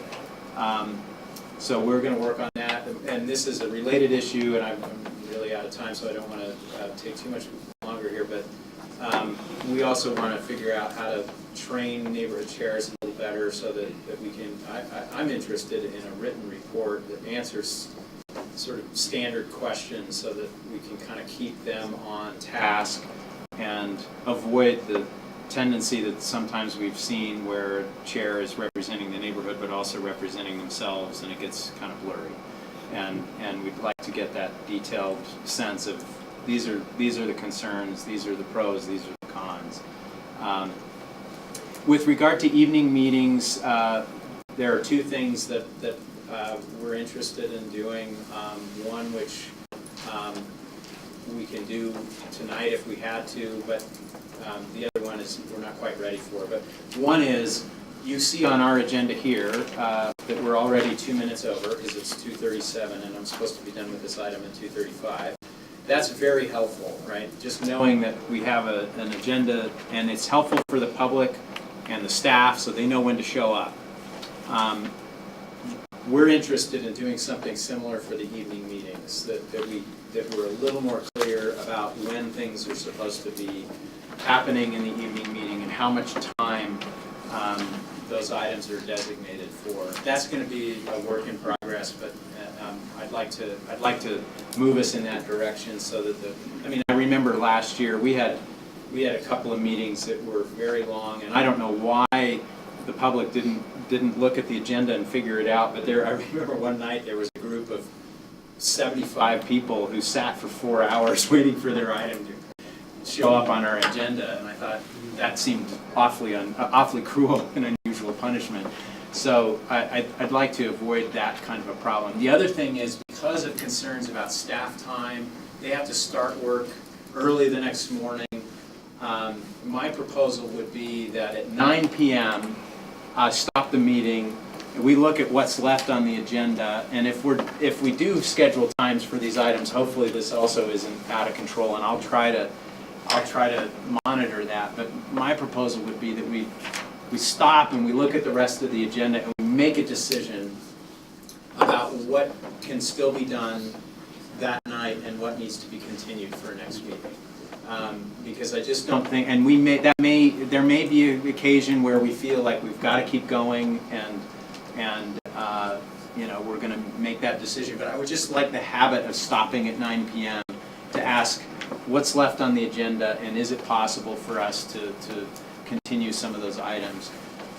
With regard to that also, there are consent agenda items and other kinds of things that we will try to bunch together and move through very quickly at the beginning of the evening meeting, so that the time we do spend, I don't want ever to shortchange the important deliberation we do as a council and the important public input we get to help us with those deliberations. That's super important, but I do think we can be a little better. And I'm going to try to enforce the 2-minute rule very carefully.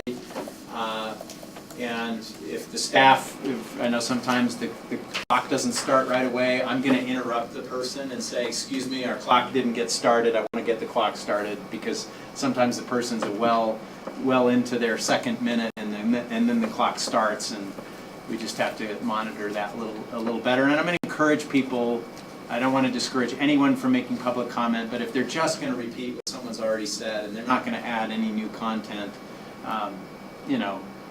it might be better if they just at least thought about that. If you're going to stand up and say something, please recognize that we may have heard this argument many times before. That's a little bit sensitive, but I'm just going to encourage that a little bit. Yeah. So with respect to the comment about how a developer gets as much time as they get, and then neighborhood chairs should get more time, something like that came up last meeting. I wonder what your thought was there going forward on how much time we give neighborhood chairs to represent the opinion of the neighborhood. Yeah, I think that's got to be fixed by a better reporting from the chairs about the neighborhood meetings, which was not how some of them took what I was trying to do last time. So I think that's something that I'd like to address. I do think it's within our rights to say to a presenter, you don't have all day or all night. We'd like this presentation in a certain amount of time. So I'm in favor of not giving the presenter, the applicants, unlimited time. But I'm not in favor of giving the chairs disproportionate time unless they're reporting on the neighborhood meetings. But that's kind of where I'm at with this. Yeah. Should staff advise a presenter in advance how much time you have to take? Yeah, that's what we've got to figure out a little better, and we'll start working on that in the next couple of weeks. Yeah, I think this is a bigger topic than just today, but I would agree. I think that we have staff there to describe the project, and so I think it's perfectly fair to give the applicant 5 minutes and the chair 5 minutes, and then ask the staff member to present anything that's necessary for us to understand the proposal. So, but I think there's more to that. If I could, I would just say that all of this is just to help this council do its job, and so all of these ideas, and as well as any other ideas that the council has, we say we've tried this for a while, and I'd like to make these tweaks or whatever. Our end goal is just to facilitate our work.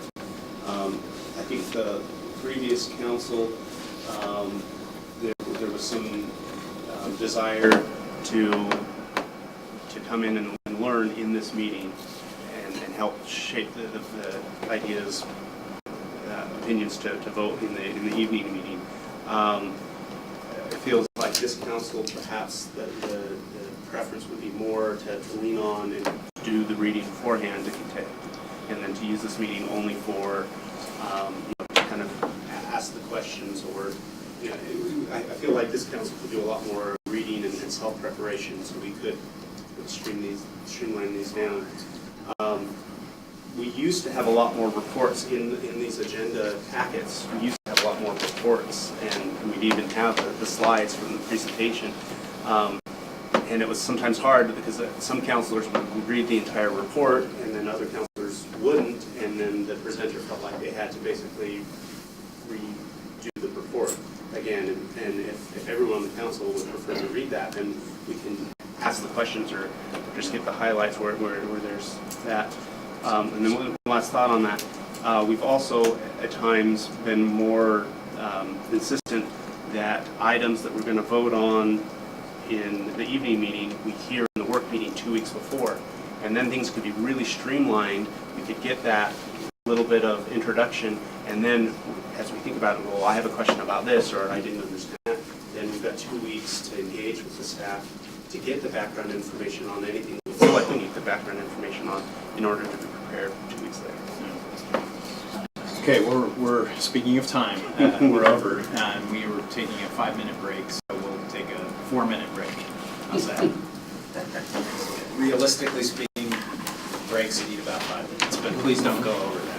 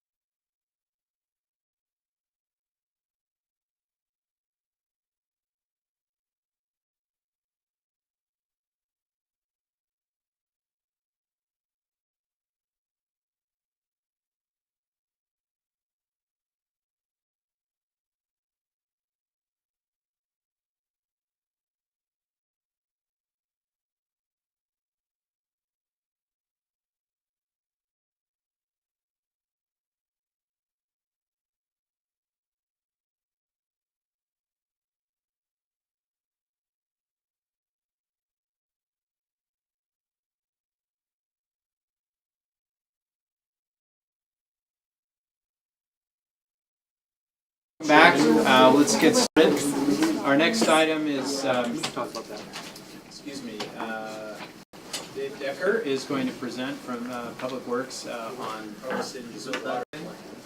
This is allotted for 40 minutes. We're 10 minutes behind, so any shavings you can, I know you have a lot to present, so but appreciate you being here. Thank you. Thank you, Chair Hanley. Thank you for the opportunity to come and visit today. And in light of your previous discussion, I'm hoping that we're giving the right information to the council for especially the three tenured council members. This is probably a lot of repeat, and our intent really is to try to help the new council members understand some basics in the water and the wastewater system. Today we're going to focus mostly on the water system, and with the intent that if you start getting asked questions from residents about rates or why the city's doing such and such a project, or you've got some background, you've got some history, some perception about what is going on in some of these critical infrastructure areas, so that you can answer some questions. And we feel like, at least I feel like, that's probably one of the things, particularly with the new council members, that you're going to get asked some questions. You saw 2 weeks ago, you saw some rates in wastewater, and I know there's lots of questions about water and wastewater rates, and so our hope today is to give you a little perspective, at least on the water system and where the water system sits for Provo City.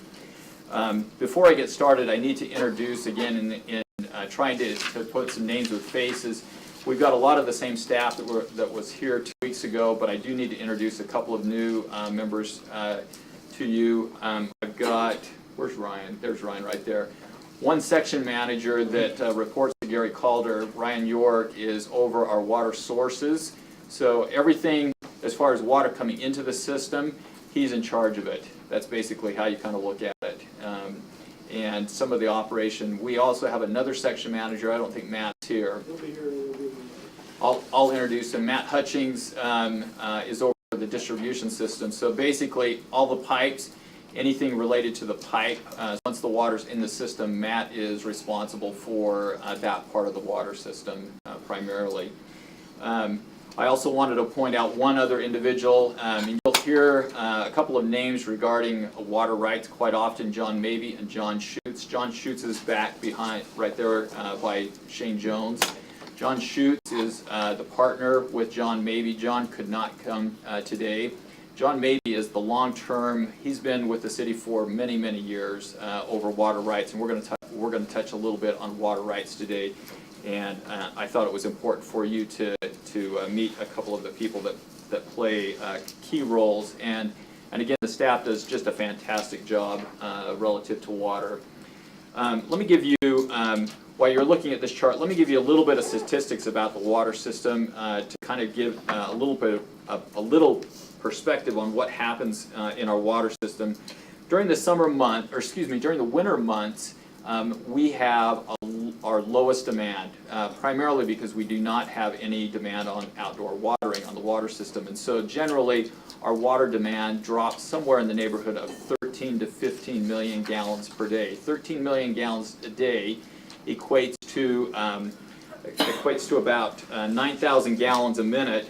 And just to give you a little perspective, that is about 150 gallons per second, or 30 of these 5-gallon buckets. I usually, when we talk about water systems, I try to do some activities. Chair Hanley asked me if we're going to do any activities today, and I thought with only 40 minutes, I can't put too much water on the floor and try to get it cleaned up fast enough. So I have a little bit of activity, but probably not in line with what we've done before, but 35-gallon buckets per second, even during the winter time.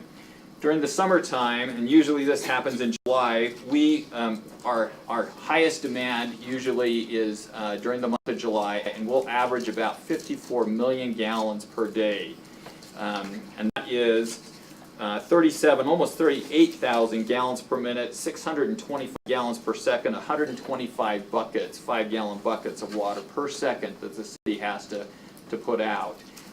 We try to give a little perspective on how fast we have to fill those 5-gallon buckets. To give you even a little bit better perspective, let me tell you how much storage the water system has. And we're going to talk just in a minute about some storage that was built in 2015. But we have 42 million gallons of storage. And remember the number that I just gave you. The demand is 54 million gallons per day during the summertime. So if we had an emergency, and this is kind of what I'm trying to give a little perspective, if we had an emergency during the summertime and our tanks were all full, which they generally are not, at one period of time, they're not all full at the same time, but if they were all full at 42 million gallons, we would have less than 1 day's worth of water in storage. And I need to tell you that that storage number, the 42 million, actually meets the state requirements. So state mandates, the state drinking water mandates how much water we have to store. And actually, one of the things that happened in the master plan, we'll touch on in just a minute, we had to build about 10 million gallons more storage in 2015. So prior to that, we only had 32 million gallons of storage. But right now, the city, during the summertime, again, if everybody continued to do outdoor watering, use as normal, we would have less than 1 day's worth of water in an emergency if our source was cut off. I think the rest of the data we're going to get to as we go through the slide presentation. I'm going to... Yes, please. So what if you had an emergency? Can you go through your 42 million gallons? So what's the backup plan? So we'll talk a little bit about our sources in just a second. And we try to have a variety of different sources.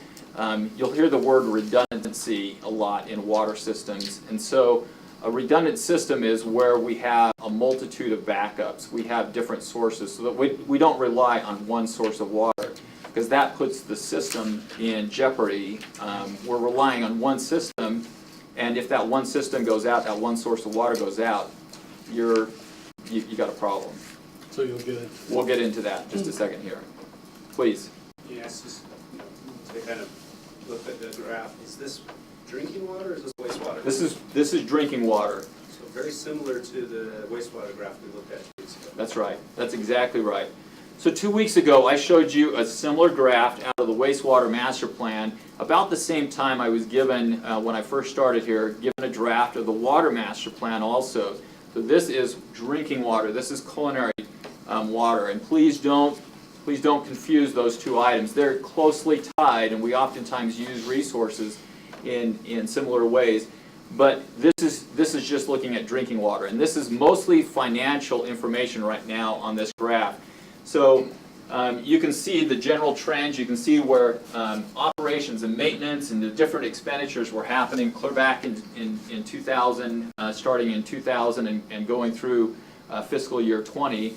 And again, the master plan was adopted in 2013, and so this was really projections from here on out. And this gray line is the revenue source that was coming in or projected to be coming in. The red line right here is the actual revenue, and so that gray and the red is not exactly the same thing, but they were doing projections when they did the master plan, and Jimmy McKnight actually added the red line so that you can see the actual financial information coming in each of those fiscal years. And they indicated a number of areas that we were behind, and they said again, this dashed black line was where the city really should have been financially, and so they indicated you should really start ramping up your rates so that you can get back on track from a revenue standpoint. We were falling behind in areas where maintenance was not happening and some things that really, some CIP projects that really needed to happen. And so you can see as the rate increases started coming back to the city council, we did start to ramp those back up. And it's about back in line with what they had recommended in the master plan. We're just about there. And financially, the situation in water is much better than in wastewater. You saw some things 2 weeks ago that probably made you nervous, and you're not going to see the same thing today. Water overall financially is on a better footing than wastewater. We're going to keep going here, and one of the things that we heard after the master plan and some of these conversations have happened with the council, and again, this is a good place where the council can can provide the administration and myself some feedback. But here's the goals that we've seen in the past from the council. Here's some financial objectives that we've heard. They don't want to bond. So one of the things that we had to do almost right off the bat in both water and wastewater is to bond for some projects. They don't want to do that in the future moving forward. They want to correct the existing deficiencies. So those areas where we were not keeping up with maintenance and some of those deficiencies in the revenue, those created some areas where we need to fix the maintenance in some areas. And so that's one of the objectives that we've heard. Plan for future projects. That's not only technical, but financially. We need to plan for those projects, and you'll see where we're doing that. Try to keep the rates as reasonable as possible. And then also, again, very similar to what you've seen in the general fund, we have been told that they'd like to see a fund balance of 25% of our annual revenue in water. So with those objectives in line, you're going to see in the next 2 pages, we've actually started a couple of, for lack of a better term, it's a savings account essentially. So there's 2 primary projects right here that came up in the master plan. They're very expensive. The 48-inch, and we'll talk about where the 48-inch line sits in the city in just a second. But there's a big transmission line. It's one of the major lines that's in the city. And it was installed, it was finished in 1947. We found the newspaper article that when the pipeline was installed. And it's old, and it doesn't meet seismic standards, and it has a lot of issues. And so one of the recommendations was to put a redundant 48-inch line in, so that if you have a problem with that line, the city's not in a position where we've lost one of our main transmission lines in the city. And at the time the master plan was done, just within the city boundaries, it was a $16 million project, and the council did not want to bond for that. And so we've started setting money aside for that specific project. You'll see a couple of pictures of reservoirs. One of our reservoirs, we call it the gallery. Again, we found a newspaper article when it was completed, 1930. That makes it 90 years old this year, and that reservoir is still in service. It's one right across the street from the MTC. You'll see a picture of it in just a couple of minutes. And those 2 reservoirs, and there's 2 other reservoirs in the city that are 65 years old and 70 years old, and those are steel tank reservoirs. And those reservoirs are not designed to go that long, and so reservoir replacement is one of the big issues, and we've started saving some money for reservoir replacement so we don't have to bond for it. And again, you'll see the full CIP. When we go through the budget process with the council, you'll see a page very similar to this where we start to set aside the savings accounts. You'll see on this page the CIP projects that will be constructed during the fiscal year. We'll come back and talk just a little bit about a couple of these projects, but I want to keep going here. So when the master plan was adopted in 2013, the water zone, or the water system, kind of looked like this. Now I get it, this is not a pipe, but this is how we illustrate water zones within the city.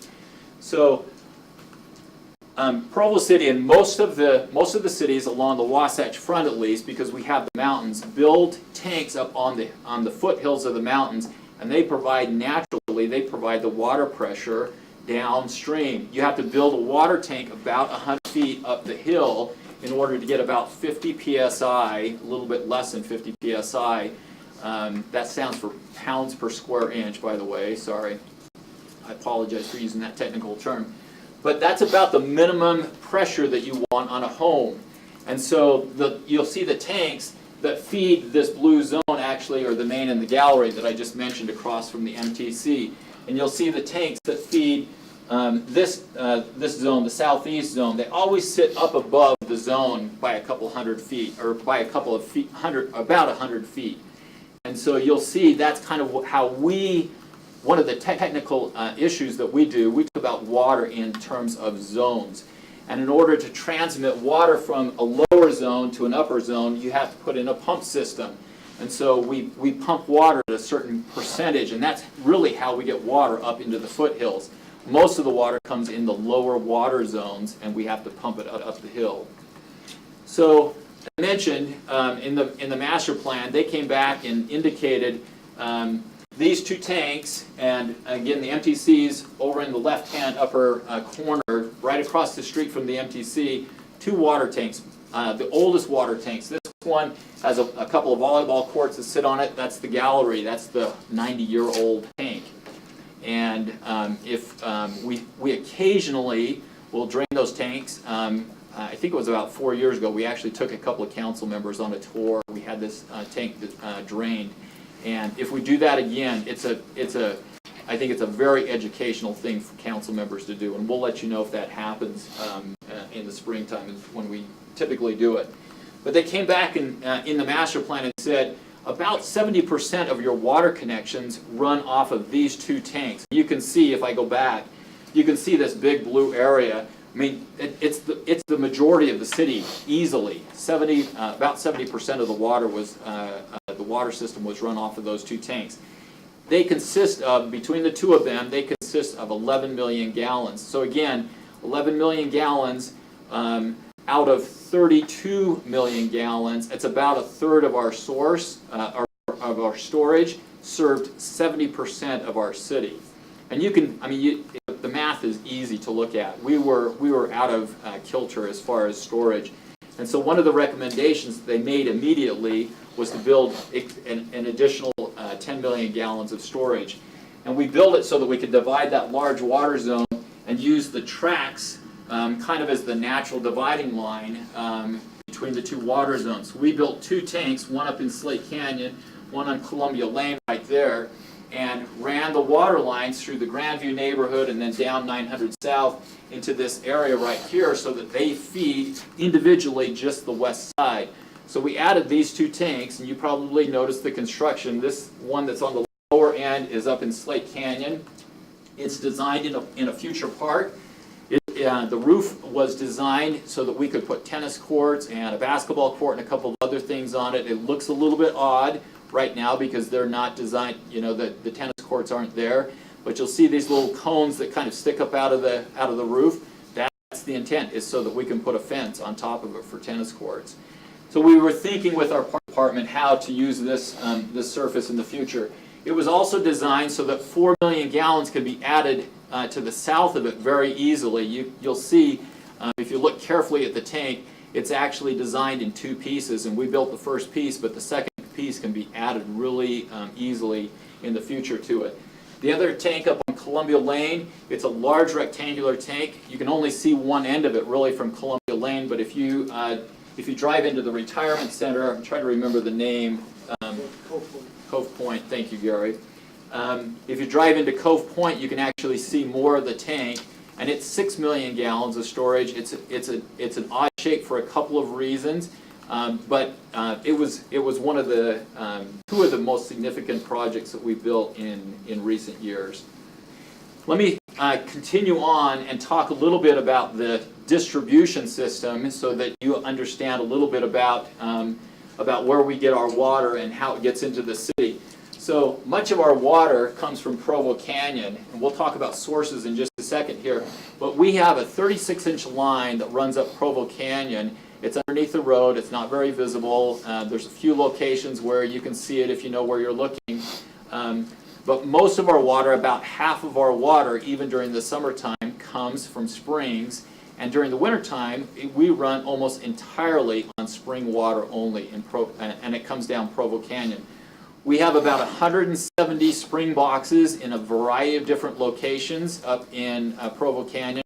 Those spring boxes are basically concrete boxes with holes in them, and the spring water, they're built into the hillsides in many locations, and the spring water will go through the holes, get collected in the pipes, run into larger pipes, and eventually come down to 36. And that water source, it's important to understand that water source is so clean, the only thing we do is chlorinate it. There's no treatment. There's no treatment plant. So when I talk about the treatment plant, I'm talking about a wastewater treatment plant. We do not run a culinary drinking water treatment plant in Provo City. The only treatment that we need for our water that we produce, including the wells, which we'll talk about in just a second, is we chlorinate it, and that's the only thing we do. It's a significant, and and I cannot emphasize, it is a significant benefit to Provo City to have such a fantastic water source, both from a water rights standpoint and from a water quality standpoint. It is a significant benefit. Hey, can I ask a question? Please. What would endanger that? So there's a couple of things that are high risk for us. Accidents on the highway is one of them. So a tanker truck, and we've had a couple of them even in the short time that I've been here. Tanker trucks that spill, you automatically think of contamination in the river, but depending on where it's at, it could potentially contaminate those springs as well. One of the other sources that I get concerned about is cabins and building in the canyon itself. So anything that's built in the canyon right now, because we don't have a sanitary sewer, most of them have septic tanks or some other feature that's similar to a septic tank. And from time to time, I read an article about a year ago, a water system in just outside of Denver, Colorado, where they had a very similar situation, springs in the canyon, they were collecting it. Cabins and other resorts had actually contaminated their springs through septic tanks, and they were no longer able to use their springs. And it's a potential problem for Provo. So are we prepared to work with the county, or are we working with the county, or do we have some systems in place to prevent that? So we've talked with the county about this issue. We have not made a lot of headway. It's probably something that we do need to bring to the forefront, and what's the future of Provo Canyon, and it plays right into the discussion 2 weeks ago, because our wastewater plant, we're really not planning on, what's happening at Provo Canyon, and yet if, that may turn around and say, okay, Provo, if you're worried about your water system getting contaminated, how does that play into your wastewater system? And, do we need to create a special service district of the canyon? And, is it a separate treatment plant, or do they end up coming down to Provo City's treatment plant? There's lots of questions to ask there and need to be answered. But it is a significant concern. Is it any cabins in Provo Canyon, or is it mostly the South Fork area? So I don't know of any collection system. Shane, do you know, are they all on septic tanks? The entire canyon? So, but if our spring water's collected up by Big Springs, then how would it contaminate? Yeah, I understand your question. Sorry, I apologize. So South Fork, yes. So South Fork and Big Springs, that's one of the sources, but that's not the only source. In fact, until just a couple of years ago, we actually had very limited spring development. We actually did quite a bit of work in Big Springs to develop this another source of water there. So down in the main part of the canyon where we have our Yellow Jacket Springs and Nuns and several of the others, and we're a little protective of them, but they sit much closer to development in the main canyon. Thank you. I apologize, I didn't quite understand what the question. Two other things that I want to point out on this slide. So we do show one source of water, and again, this came back to a previous question. From time to time, we get water from a treatment plant that is owned by Central Utah Water, and it's the Utah Valley Water Treatment Plant that's labeled on the map there. And we have a 24-inch water line that we can deliver water to them. They'll treat it at a price and deliver it back into our system. And so that is one of the redundant sources that I talked about before that's important to have. Don't put all your eggs in one basket as far as water sources. Is that the one that's in Orem up by the cemetery? It's up, yes, it's up above their cemetery, yes. Yep. And the one other thing that I'll point out on this map, the 48-inch that I mentioned before that was built in the 1940s, it's highlighted on that map right there. And that's the line that was recommended in the master plan that we construct a redundant line. And again, that is not completed. We're saving money for it. It's an important piece of the water system to complete in the future. But I think with that, we'll keep moving. So again, back to the question on redundant sources. Do we have a multitude of sources? So let's talk about another source of water in addition to the springs. We operate 15 wells, culinary water wells in the city. And they produce, if all of them are operating at the same time, they produce about 32,000 gallons per minute. And again, if you look at, I broke down the demand so that you understand in summertime we exceed 32,000 gallons per minute. Our demand average is about 37, almost 38,000 gallons per minute. So our wells, even if they're all operating in the summertime, cannot keep up with the demand.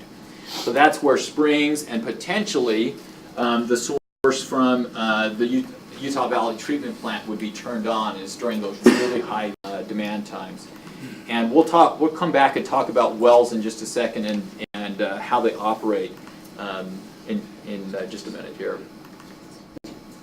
Another source of water that Provo City has, and again, and I'm kind of doing these in rank. You need to understand that each of these sources of water also has a financial tie to them. So springs are our least expensive water source. Our wells are the next expensive. Our surface water is the most expensive water that we deliver into the system. We have surface water in two different locations, or potentially in two different locations. So in Deer Creek, Deer Creek was constructed in the late 1930s, and because of the debt, they created metropolitan water districts throughout Utah County and parts of Salt Lake County. And that was the area that was going to benefit from the construction of Deer Creek. Provo City created a metropolitan water district at that time, and it still operates today. And we have a contract with them that we renew about once every 5 years, and it comes up actually in the coming fiscal year. We have to renew that contract with them. But we get about 8,000 in a good water year. We get about 8,000 acre feet of water. So I need to convert that into gallons. That's 325,000 gallons of water. When I say an acre foot, that's 1 acre foot. So we get 8,000 acre feet of water from them each year. And we use it for a variety of different sources, different reasons. But we generally have some of that water left over each year, and we can deliver it down to the treatment plant and ask Central Utah Water to treat it for us. And again, they charge us for the treatment, but then they deliver our water back to us, okay? So that's one of the redundant sources of water. We also have some water up in Jordanelle, and I'll give you a very, very quick history. Can you tell me how much time I've got left here so I can... Well, we did start late, and I want to, you're not responsible for that, but... That's okay, just tell me. 10 more minutes, is okay, that possible? I'll try to get it done here quick.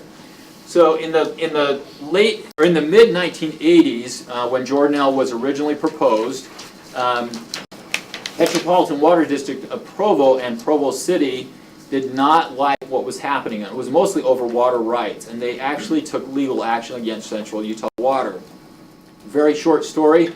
They eventually settled that legal action, and out of the legal action, one of the items that Provo City and Provo Metro got was 10,000 acre feet of storage, not of water. You have to think of the storage in Jordanelle in terms of just an empty box.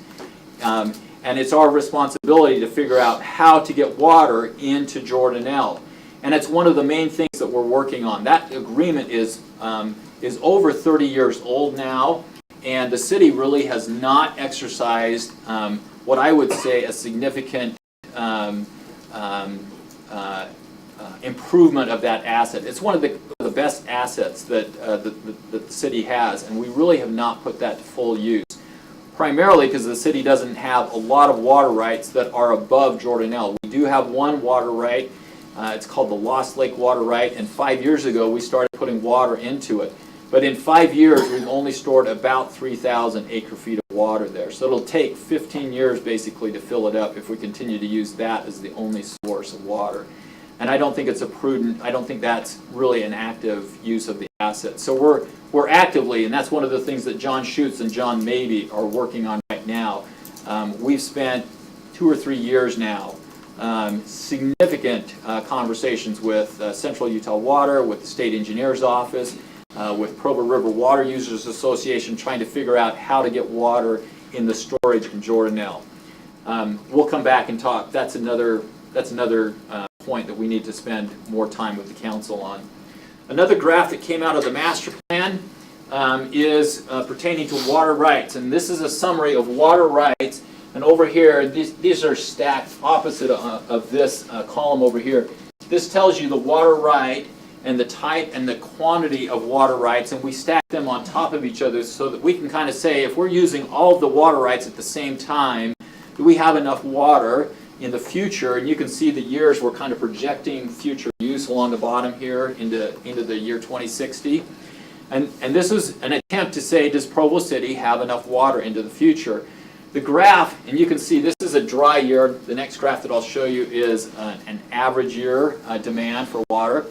And basically they're telling, this is a projection of water use if we conserve 25% according to the state water, state engineer's office.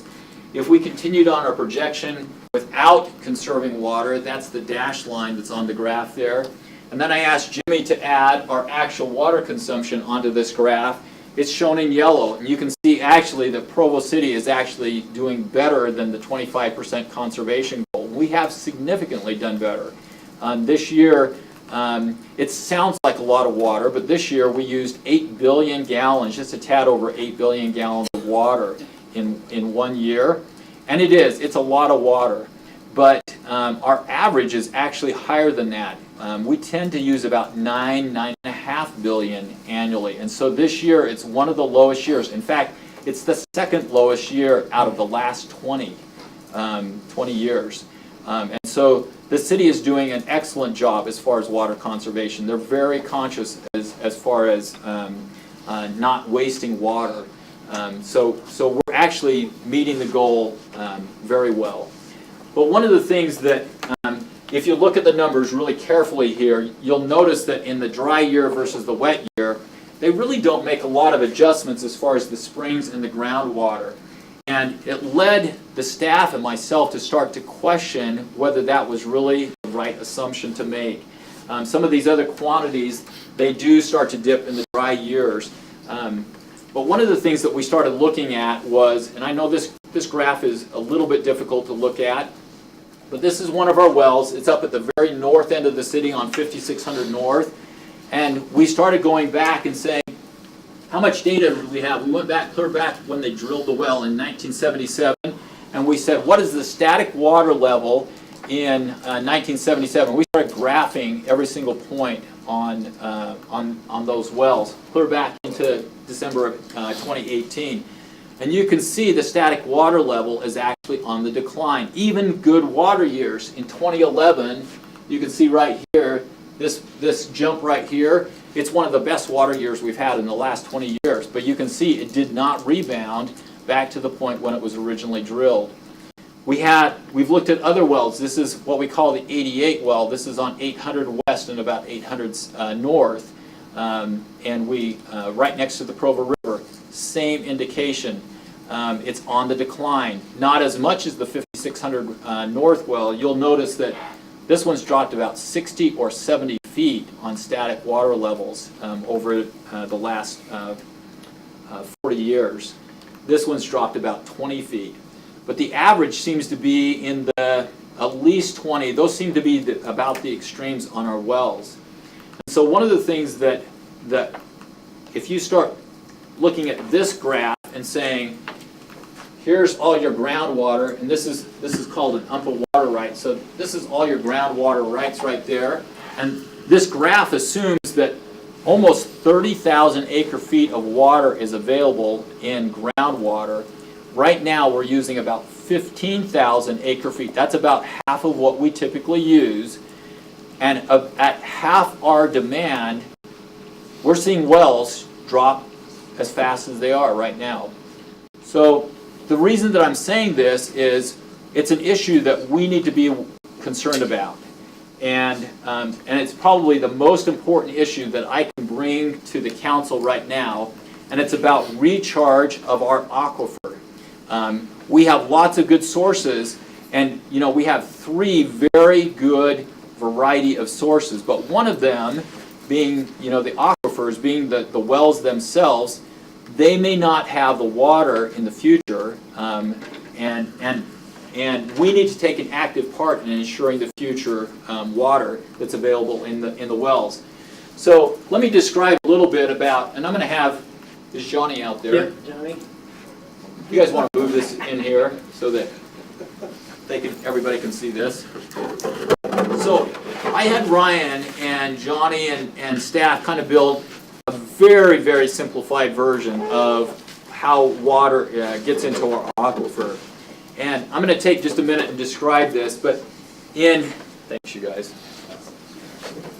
So just like in this picture out here, this area right here out in the valleys where the homes are built, you'll see, yeah, that's my rendition of a home, okay.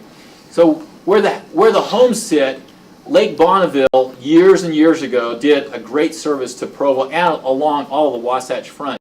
Lake Bonneville was here, and the water that was coming out of the mountains was going very, very fast out of the mountains, and it didn't have time for the sediment to drop out of it.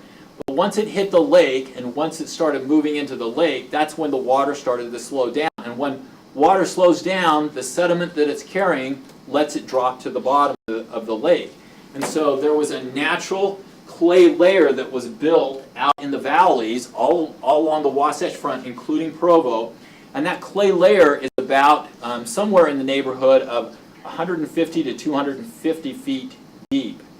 So when we drill through and try to get water into the aquifer, we're drilling through about 250 feet of clay there's no water in it. It's actually a barrier, and it actually protects our drinking water. And where we get drinking water is from the foothills. So as you go up the foothills, that clay layer thins out and actually disappears.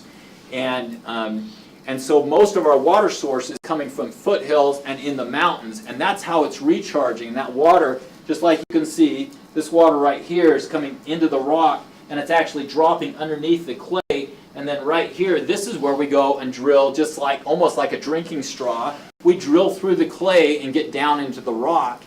And when we find the rock, we put this kind of stuff in the straw. So instead of having a solid straw, we have a sieve, basically. We have a slotted straw in the aquifer.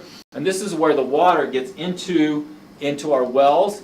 And inside this column, we'll have a pump. And the pump is actually underneath the water surface. And so the water races toward the pump when it's turned on, and then that pump shoots the water to the surface, and that's how we're getting our water, our drinking water from the aquifer. And so that is an actual, and they're actually much bigger than this. I think this is an 8-inch or a 6-inch, something like that. We'll put 24-inch pipe into the ground, and our average depth of wells in Provo, we're down around, 600-700 feet. The north well's about that deep. One of our wells is drilled, recently we went to 1,600 feet deep, and we couldn't find drinking water at that location, but that gives you a little perspective. We're 3 football fields deep into the ground in some locations. Our average well is probably two football fields deep into the aquifer. And so you're actually trying to get down into this rock where this water is sitting, and again, it's not to scale. The rocks are not that big in the aquifer, okay? The voids are not that big. But the point that we're trying to make is those rocks allow the voids. That's where the water gets through to the wells. And again, we have a fantastic source. But the amount of water that's getting into the aquifer up here is on the decline. And that's our problem. And you're seeing it, when we get less years of snow melt and differences as far as the snowpack, that's when we start to see the difference in our aquifer, and it's starting to impact our drinking water. So to try to naturally put water back into artificially put water back into the aquifer is, again, one of the most significant things that we can be doing. Jimmy, can you run the videos? We're out of time. Are you going to be able to? Can I show you one video here? You guys move this out of the way here. So just really quickly, I want to show you where this is naturally occurring in the city. So, thanks, Johnny. So this picture is in spring of last year, in spring of 19. Mother Nature cooperated, ideally for us to know some locations where aquifer storage and recovery could happen in Provo City. This is a picture a video that I took, and is it going to run? Whenever you're ready for it. Go ahead and start. This is down in Rock Canyon, the debris. I hope you can, and I apologize for the poor pictures. It was just taken, I was hiking here. But I started down in Rock Canyon in the main part of what do they call it? It's a debris flow. And I started walking up. This is in May, and I started walking up the stream. And we'll accelerate this a little bit, Jimmy, if you can move this along a bit. And you'll notice that the stream is completely dry.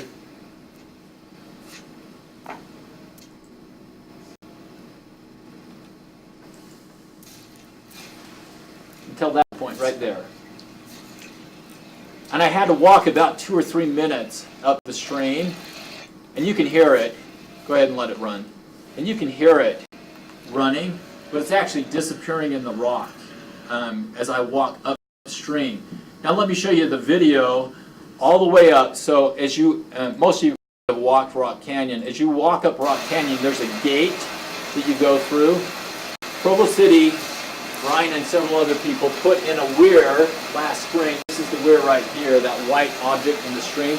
We were trying to measure the water that was coming down the river. This picture is taken the exact same day. I walked up the river to take this picture. That's how much water is running through the weir. But if you walk the river, you walk the stream all the way down to the park, there's nothing going in down by the park. It's falling in through the rocks. Just like that example right there. That stream is running over the rock bed and it's dropping into the reservoir. So one of the things that we're proposing to the state is several locations, you can stop the video, several locations where we can artificially recharge the aquifer. We've actually gone to the state. We have 5 pilot programs that have been authorized by the state agencies. One of them is in Rock Canyon. Riverview Park is another one, and a future park on 3900 North. Anyway, to just give you a really quick summary, and again, most significant issues that are probably facing the council, let me go back, relative to aquifer storage and recovery. Here's what we've done, and here's the future steps that we're going to need some support on. So I talk about the 5 pilot programs. We've got state approvals. We have some financing things that we need to do. But if you hear, the thing that you're going to hear probably as a council in the future, certainly by budget time, it'll be about ASR. It stands for Aquifer Storage and Recovery. And it's basically about putting groundwater into the aquifer so that we can shore up, we can make sure that that source of water is a future source for the city well into the future. So that's the short version of our water system today. Thank you very much. I think we're going to forego questions because we've got to keep moving, but I'm sure that the council members can ask you and get great answers. I could listen to a water presentation all day long, but we really need to keep moving. Thank you very much. Thank you for your time. Thank you. John Borgett is our next presenter, am I right? So John, we're running a little behind. We're going to start, Dave's going to start to kick us off here, so thank you. We have 30 minutes allotted, but it would be great if you could cut it a little bit. Appreciate it. I can do it. Good afternoon. It's great to be in front of you all. So today, what I'm going to be doing before John says a few things is just going over our budget calendar for the year. And then also talking about our supplemental request form and how departments use that to make requests to the finance division. So first off, the budget calendar. When I say calendar, I'm not talking about specific dates and times of every meeting that we're going to have, but really the budget calendar is a roadmap of the process that we go through each year to create the budget document. It's a process that starts in January, goes all the way through June or longer, depending on what we do with property tax rates. But so I just want to go through kind of month by month and talk about some of the main points, main parts of the process in creating a budget. We've already started January. Can I just pause for a second? Has everyone seen this? So in the interest of time, if we don't go through every point, it would be helpful. Sure. I think all of us have looked at this. Yep, we sent it out, so everybody should have a copy. I will go through it pretty quickly. So in January, we've already sent out capital improvement packets to departments, so this just gives departments an opportunity to document all of the capital improvement projects that they're working on, that they're going to be proposing for the new year. They'll get those back to us, and we'll go through them and prepare a report that we will then bring to the council later in March for the council to review. And then reviewing revenue forecasts is something that we're getting started on right now. We'll be looking at heavily in the next couple of weeks. Just looking at our past revenues, the current year's projected revenues, and then coming up with the forecast of what we think we're going to be looking at as funds available for the budget in the coming year. February, we really start to get busy with meetings. February 4th and February 18th, the council will hear presentations from various departments on what they're going to be proposing, what their priorities are in their department for the budget. Those will be held from February all the way through the end of April. Pretty much every work meeting you'll hear some presentation from various departments. We'll also, throughout this process, we meet with council staff just to go through updates to make sure we're on the same page and that we're doing things efficiently and we're not missing anything. In February, we also distribute schedules to the various departments for them to start filling out specific numbers that they'll get back to us, that we can then start to put together the actual budget numbers and get them to you in April. As I mentioned, we look through all these capital improvement packets in February, get that report ready, and then March, probably March 10th, we will present that capital plan to you. So we'll send it to you about a week before that, March 2nd. We'll have that prepared and sent to you, but then we'll formally present it to you in one of the meetings in March. At that point, we also will start to meet with directors, the administration, and finance staff that works on the budget. We'll start to meet individual departments to talk about their budgets and supplemental requests, kind of going through the nitty-gritty details of all of the things that they're going to be asking for. And then again, continuously meeting with council staff to make sure that they're on the same page as us. April, more meetings with the municipal council. We will take the information that we get back from the departments as far as their regular budgets and then supplemental requests. We'll start to put that all together in April and get those spreadsheets ready. And then we will have one final review with administration, give them a chance to look at all the numbers before we come back and present it to you in May. So the preliminary budget, or the tentative budget, is presented to council on May 5th. So it's always the first meeting in May that we'll present that to you, give you the opportunity to vote to approve. And then the next meeting, May 12th, just the next week, we'll have a budget retreat. Well, we'll spend a meeting just with the council talking specifically about budget issues and answering budget questions and things like that. And then in June, kind of when we hope to wrap things up, the state used to do this differently, but they've kind of changed their timing to make it easier to remember each year. It used to kind of float around, but now it's constant. Before June 15th of each year, we need to have the certified tax rate approved. And then before June 30th, we need to have the final budget adopted. That changes a little bit. If we do decide to increase property taxes, then we go through a truth and taxation process. That extends our deadline a little bit, where we will those hearings in July, and then our deadline to have the budget approved would be the end of August. So that's everything I have for the budget calendar, just a really quick overview of that. And then I wanted to talk a little bit about supplemental budget requests.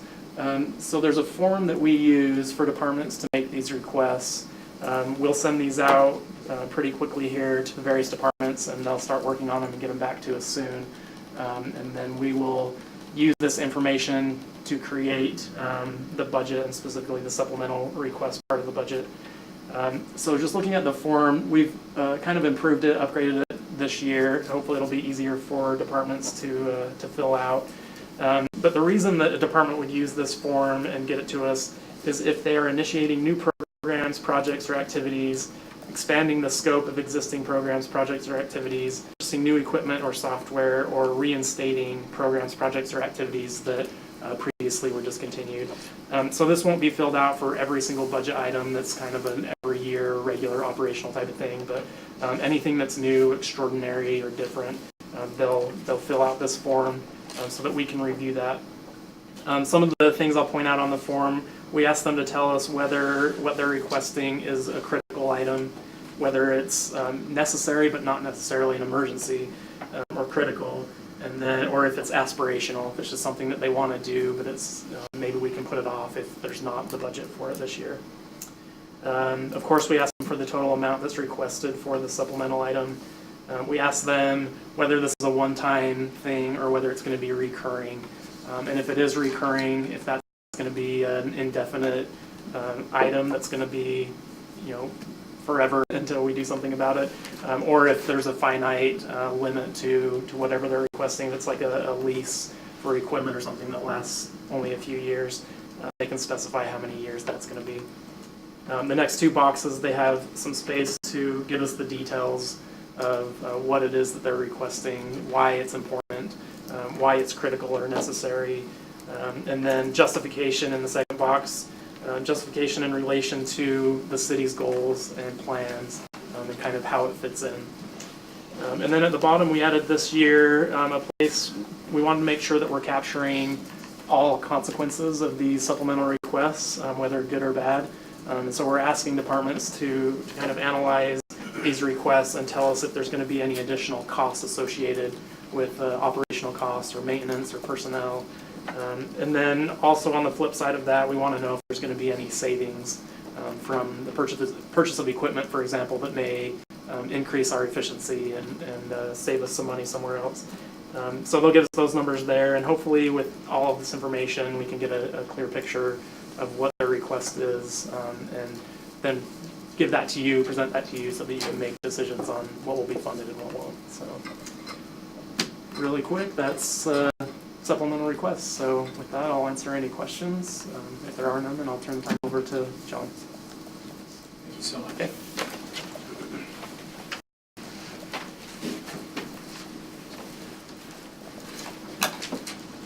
So, Councilmember Hanley, I don't know if we're out of time or if you want me to, my plan was to kind of walk through the budget a little bit, and particularly for the new council members, and just kind of give a little overview of kind of some of the challenges that we have and a little bit of the structure. And so, do we have some time, or do you want me just to reference them to go to that area, or what are your thoughts? I think we need you to do it as efficiently as possible. I'm sorry about that, but what concerns me is we have a request for a closed meeting, and we have a rapid fire bunch of land use items that we're going to get a brief overview here. And then, Okay, I'll make it brief, okay. And then I'll kind of give some guidance. We need to go to page 42 in the budget book.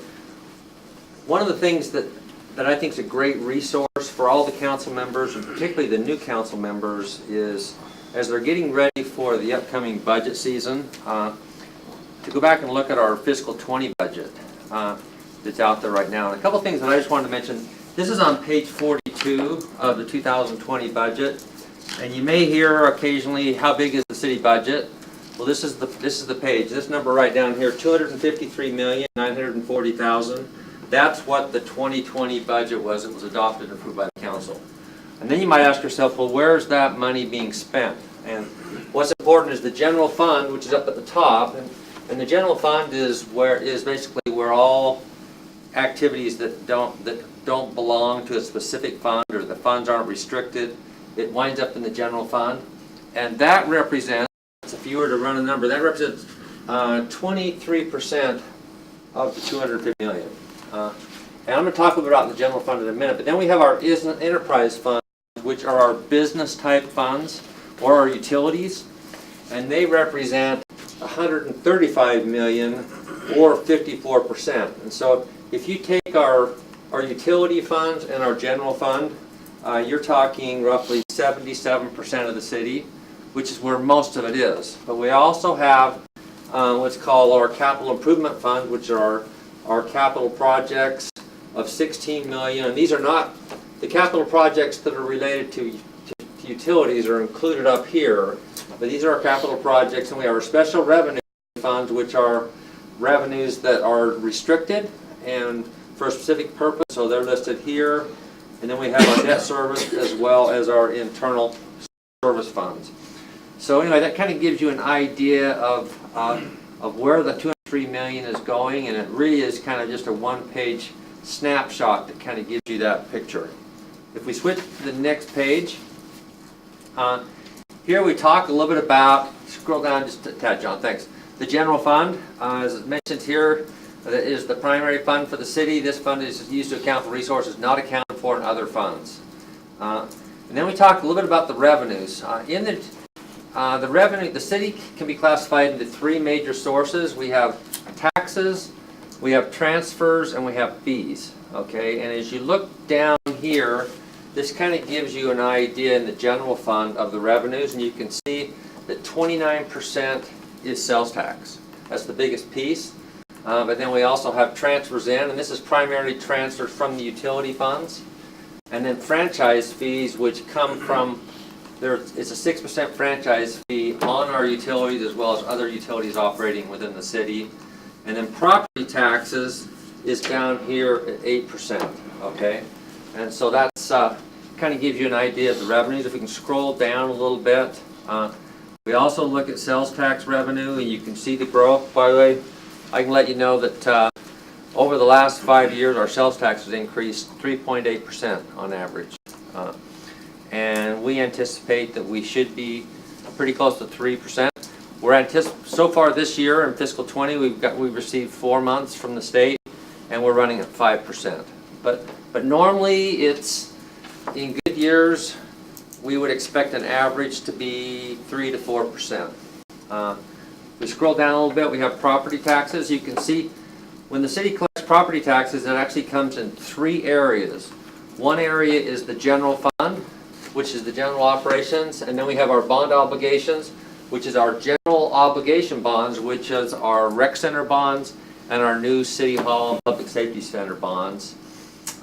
And then library, this is to run and operate our library. And so that's what makes up our property taxes. If we scroll down a little bit, it's interestingly, if you look at the general fund property tax rate, Provo is the very lowest of any of these comparable cities.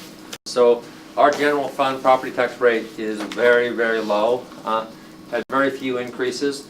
If you take our total tax rate, which includes the library, and some of these other organizations don't have library, and it also includes our general obligation debt, we're right in the middle of the pack. Okay, you can see is with Woodland Hill being the high and Eagle Mountain being the low, Provo's kind of in the middle.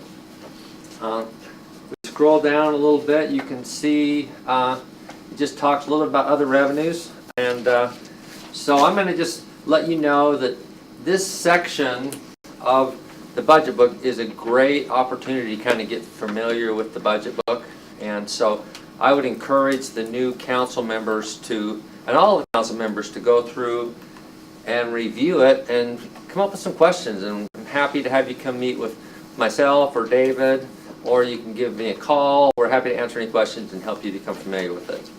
I want to just mention a couple other things, and then I will stop because I know we're limited on time. The general fund, there are some challenges with the general fund budget each year.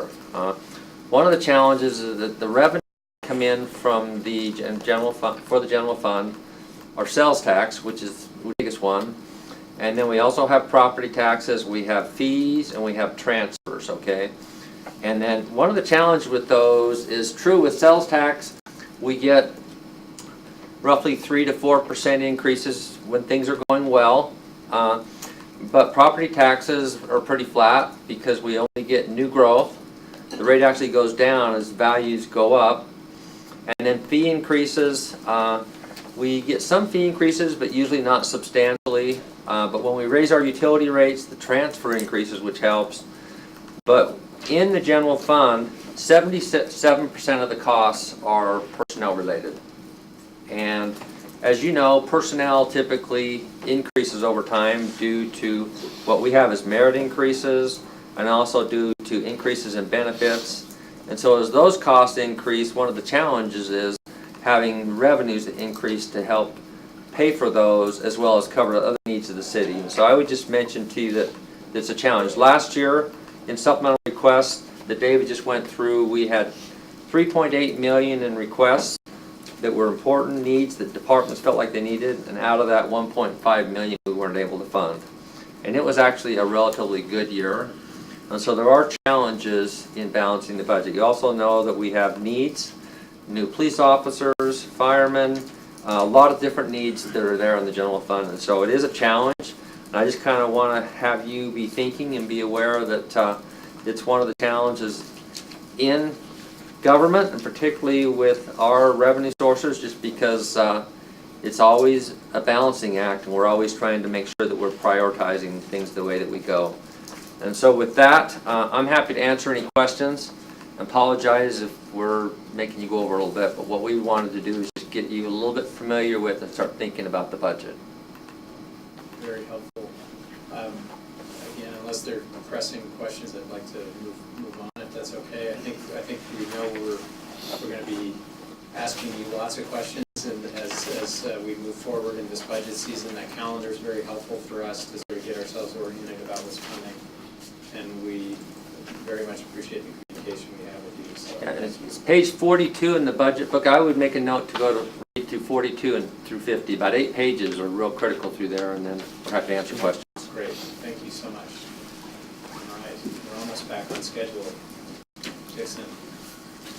Okay, unless you have a bunch of questions, we'll be done by 4 or 5. But let me tell you, so John Borgett is probably my best friend, works for the city.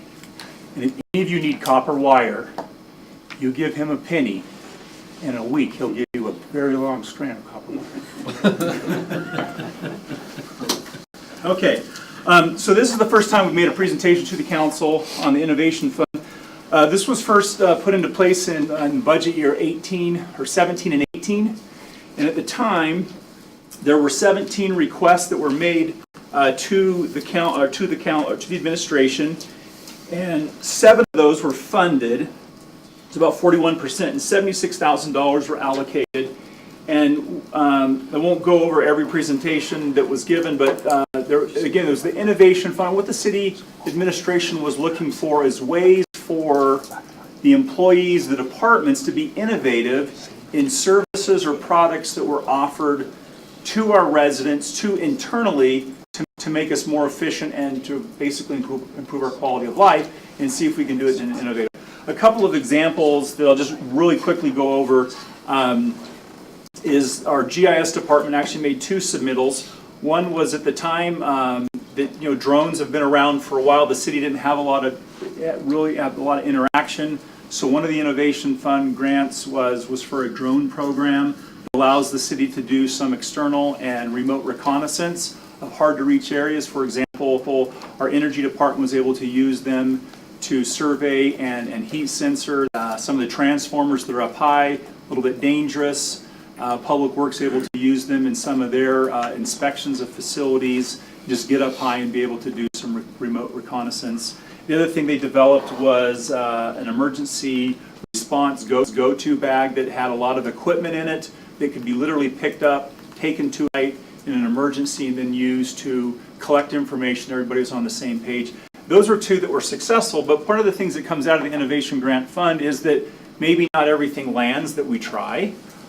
So for example, at the Parks Department, at Parks and Recreation at the Rec Center, one of the challenges they were having was tracking where parents are within the rec center relative to where their kids are dropping them off, because sometimes the kids that get dropped off for daycare or child watch escape, and that's not a good thing. And so they're trying to develop an app, and it ended up happening is that the company that Recreation was working with, and the principal ended up leaving the area. They were probably a BYU grad, and they left, and so it didn't go anywhere. The project was not entirely funded, so they didn't get that far down the road. But that kind of thinking was going into what can we do to improve the user experience for our residents, for our rec center users. So in the coming year so last year we did not do the Innovation Grant Fund.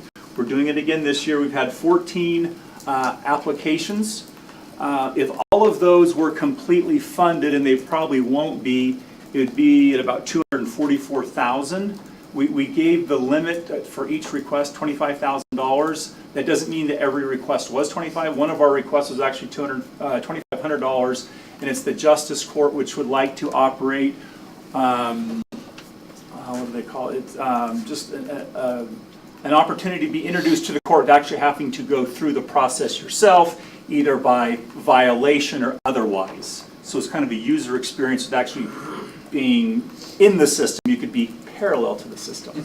So that's just one of the requests that was being made. We'll review those. Myself and Mr. Parker will be on that, but we also have a representative from BYU, from the Business Resource Center up at UVU, and then one of our recent graduates, Provology, we're requesting them. They help us review all of the applications, rank them, and then determine, and they would then make a recommendation to the administration, and we would make that decisions on which ones to fund.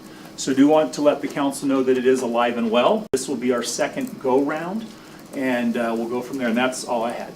Wow. Thank you.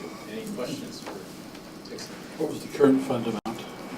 So the current requested amount was $277,000. We have about $200,000 in the fund right now that we could potentially fund. It's a great program that really takes advantage of the entrepreneurial creativity. So I'll tell you, one of the others, the sustainability group, Austin, actually submitted 3 requests. Bless his heart. One of them was tree planting. The other was an incentive program to get our employees to not drive for air quality. I can't remember what the third one was, but anyway, just so some things like that. And again, like I said, we had 14 requests come in on this round, and we'll see where those goes. And then, so we're in the process of reviewing those over the next few weeks. Once we have made those funding, we'll come back to the council and give another update, so it won't be as much time in between, but we'll get back with the council a little sooner on how that goes. Thank you very much. Any questions for me? I reserve the balance of the time for another meeting. All right. We'll go to item number 8, about policy protocol for issues referred by the Planning Commission. Item from Brian Evans. Thank you, Chair Henry. This one should also be really quick. This is intended as an introduction to the rest of the meeting, and just kind of some history to how Planning Commission items work.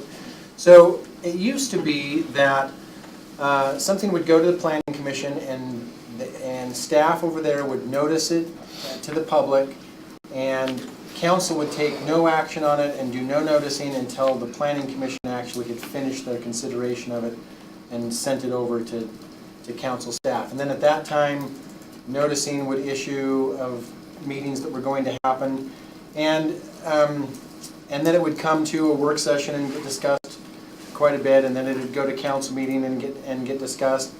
And there was some feeling that we needed to, what was the name of that committee? The DAPR, the Development Approval Process Review Committee, that's right.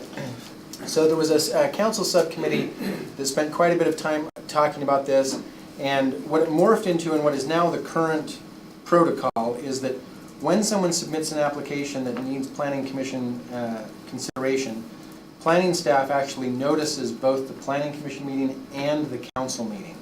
And they notice it for the first council meeting after the Planning Commission meeting. Now, it sometimes gets continued, and that's why you'll see on your agenda often that down at the bottom of the agenda there's often 2 or 3 things that say already continued, because it didn't get to Planning Commission when it was supposed to, or it got continued there, and so it's automatically continued here.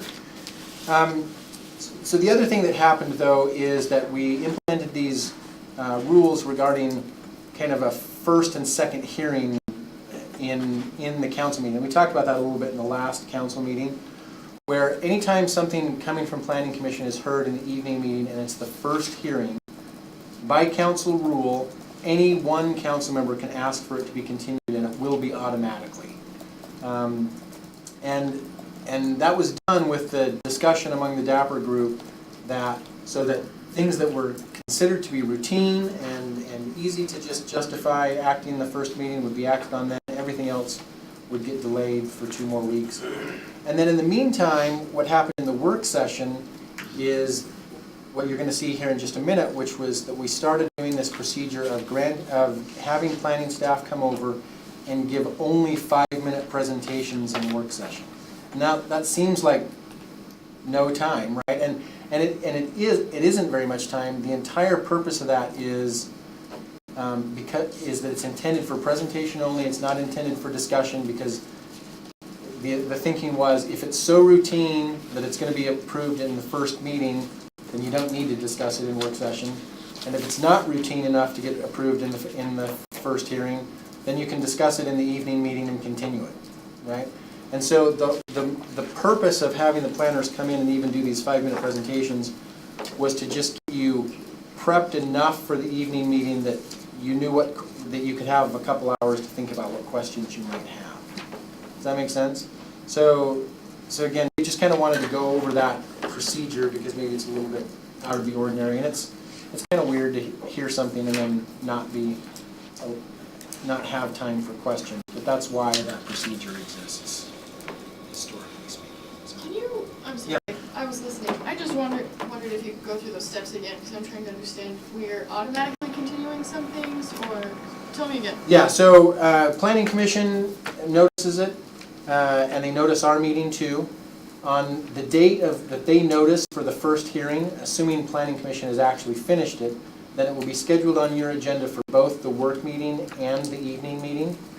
At the work meeting, it will be scheduled, though, just for a 5-minute presentation for the planner to come in and say, to get you thinking along the right lines, here's what you're going to hear tonight. End of discussion, right? And then in the evening meeting, you will have the first hearing of it, where you'll get a longer presentation and the chance to talk about it as much as you want. And then the chair will ask, does any member of the council want to continue this? And if even one says yes, then it's automatically continued. If nobody says yes, then you can vote on it. And the chair will call for a vote. Right. And then discussion takes place before that question gets asked, so that you can hear the discussion and make comments. And then anything... Okay. So,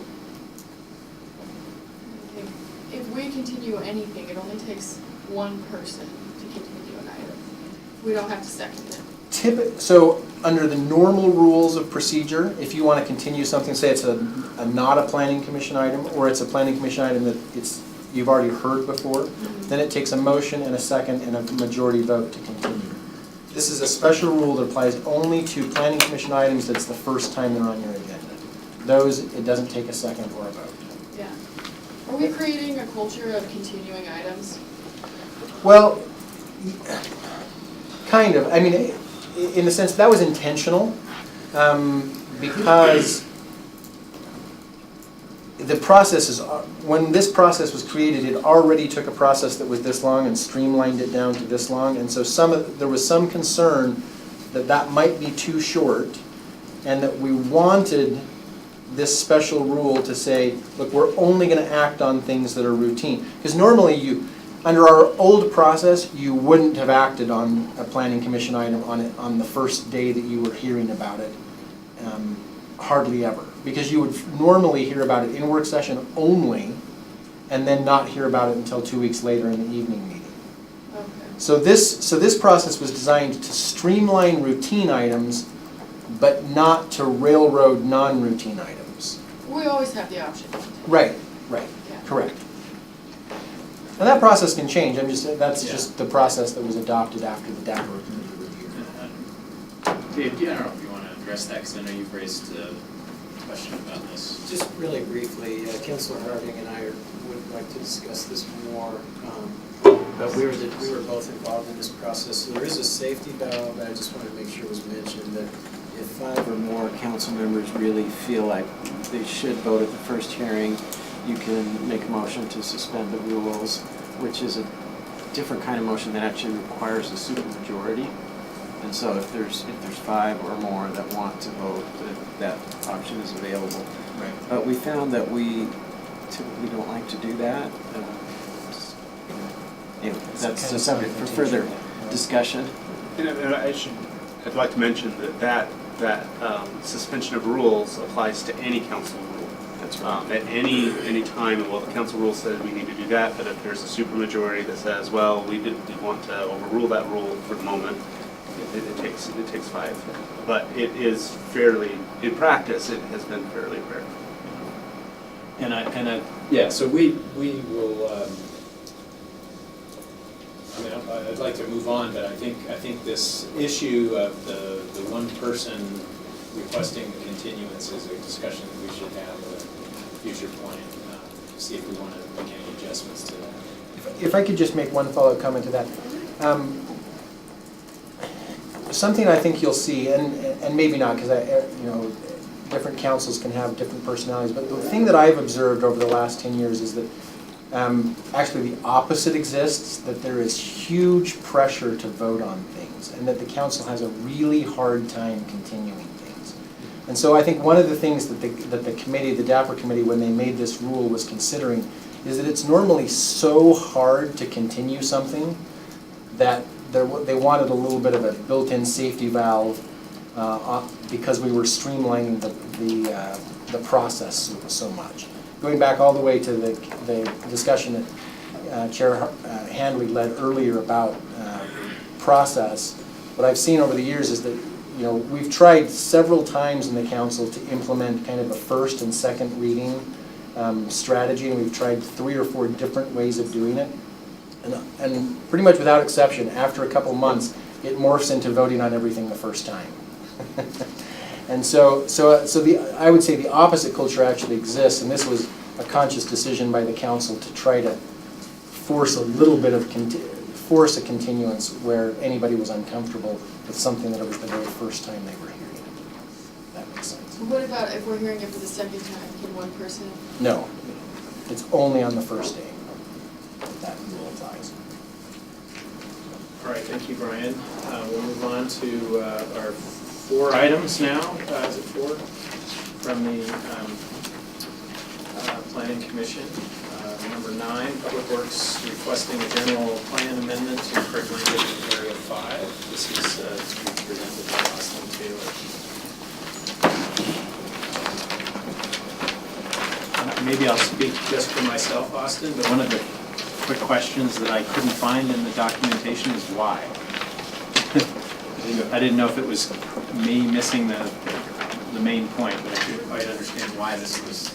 And I'm covering this for Robert Mills, who was working on it, so I can't answer all of the questions, but David Day from Public Works will be there tonight. Also, Shane Winters can answer questions, so you could direct questions to Public Works. But from what I understand, so in this section of the code, there's a map and it shows which areas could be annexed into Provo City in the future.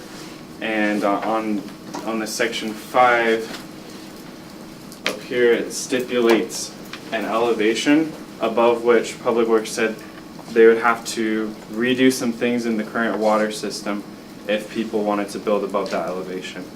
And so it says, I think that the phrasing is, oh here it is, approximately 5,200 feet. So Public Works just wants to make that number more definite on what that elevation is. So is that all you want to present? And then, okay, so we've got a couple of minutes for questions. I guess I'll just follow up with what I was asking. I think what I'm specifically wondering is, so there was some language indicating that this was in order to be consistent with other areas. I just didn't know, was it something about the particular contour of that land? Or is it relevant to the proposal that's still in the works about a development in that area? I mean, I just wanted to get some sense of why it was happening. Shane might know. So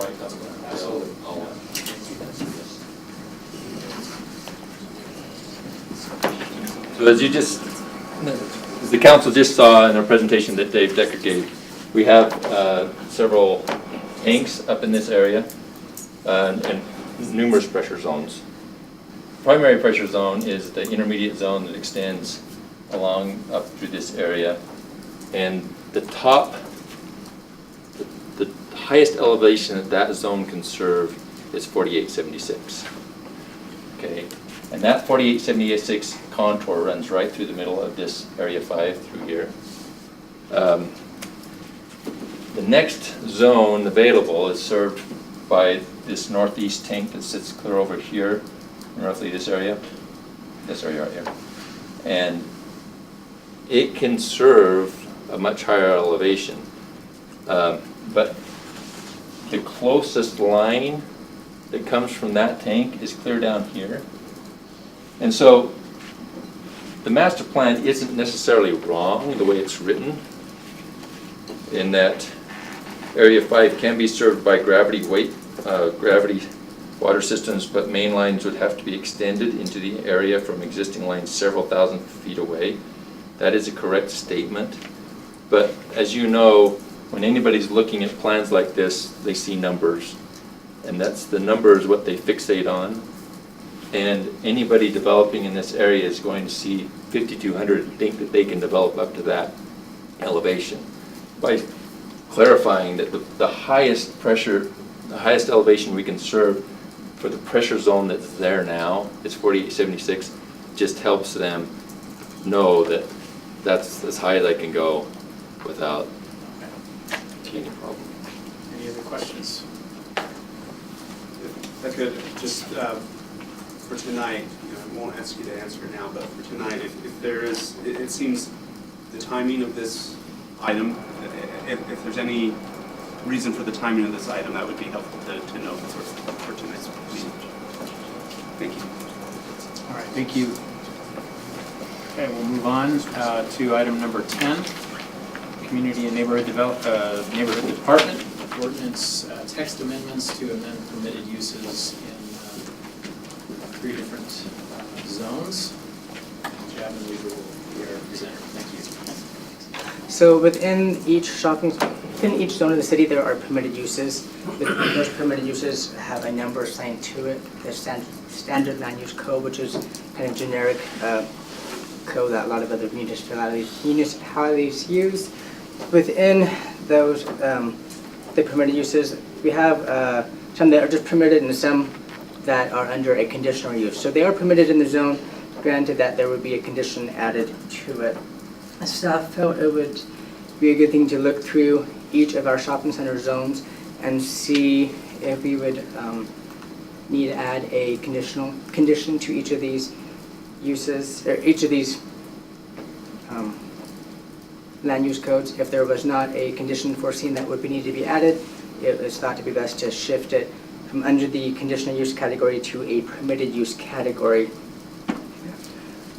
And a lot of the uses were they started with a broad category number, like such as 4,800, and then it can go down to a little more specific as it goes down to the more case-specific numbers. Example of something like this that can be really hard for us in planning is 6513 is dental offices, 6514 is orthodontist office or something like that. But 6500 is just professional offices, which includes the dental office and the other offices. So it really helps us to be able to allow for these types of uses within the zones for it. And additionally, it helps if someone wants to do business in Provo, it can speed up the process because this would be a permitted use within the zone that they don't have to do a CUP for. CUPs are really hard to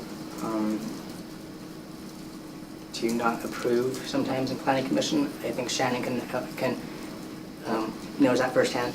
And so this was just staff looking at all of our shopping center zones, trying to increase opportunities here in Provo, increase the bandwidth of staff and planning commission to do other things within planning. Any questions? Shannon, any thoughts on that? No, I think it's great. They're trying to get away from conditional use permits, which is really best practice and the way of the future. So there's more discretion in the planning commission.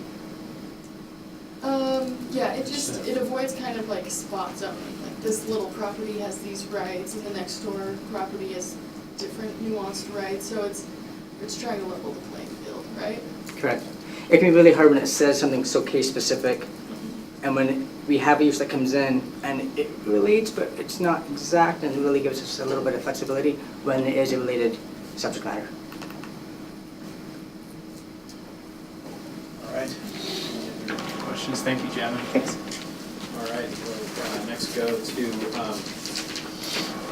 Courtyard at Jamestown, or item number 11, requesting an ordinance text amendment to the professional office owner.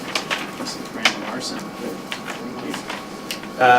Courtyard at Jamestown LLC is proposing an amendment to section 1416-120 of the city code, particularly an exception to the permissible lot coverage requirement of the PO zone.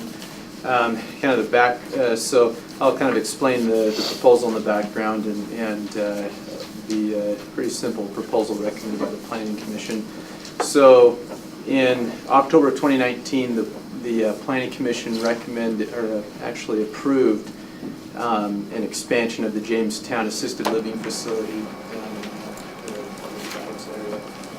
And so the applicant was getting ready to submit an application for a building permit, and then found out that they had some title issues on a portion of the land that they included in their expansion plan.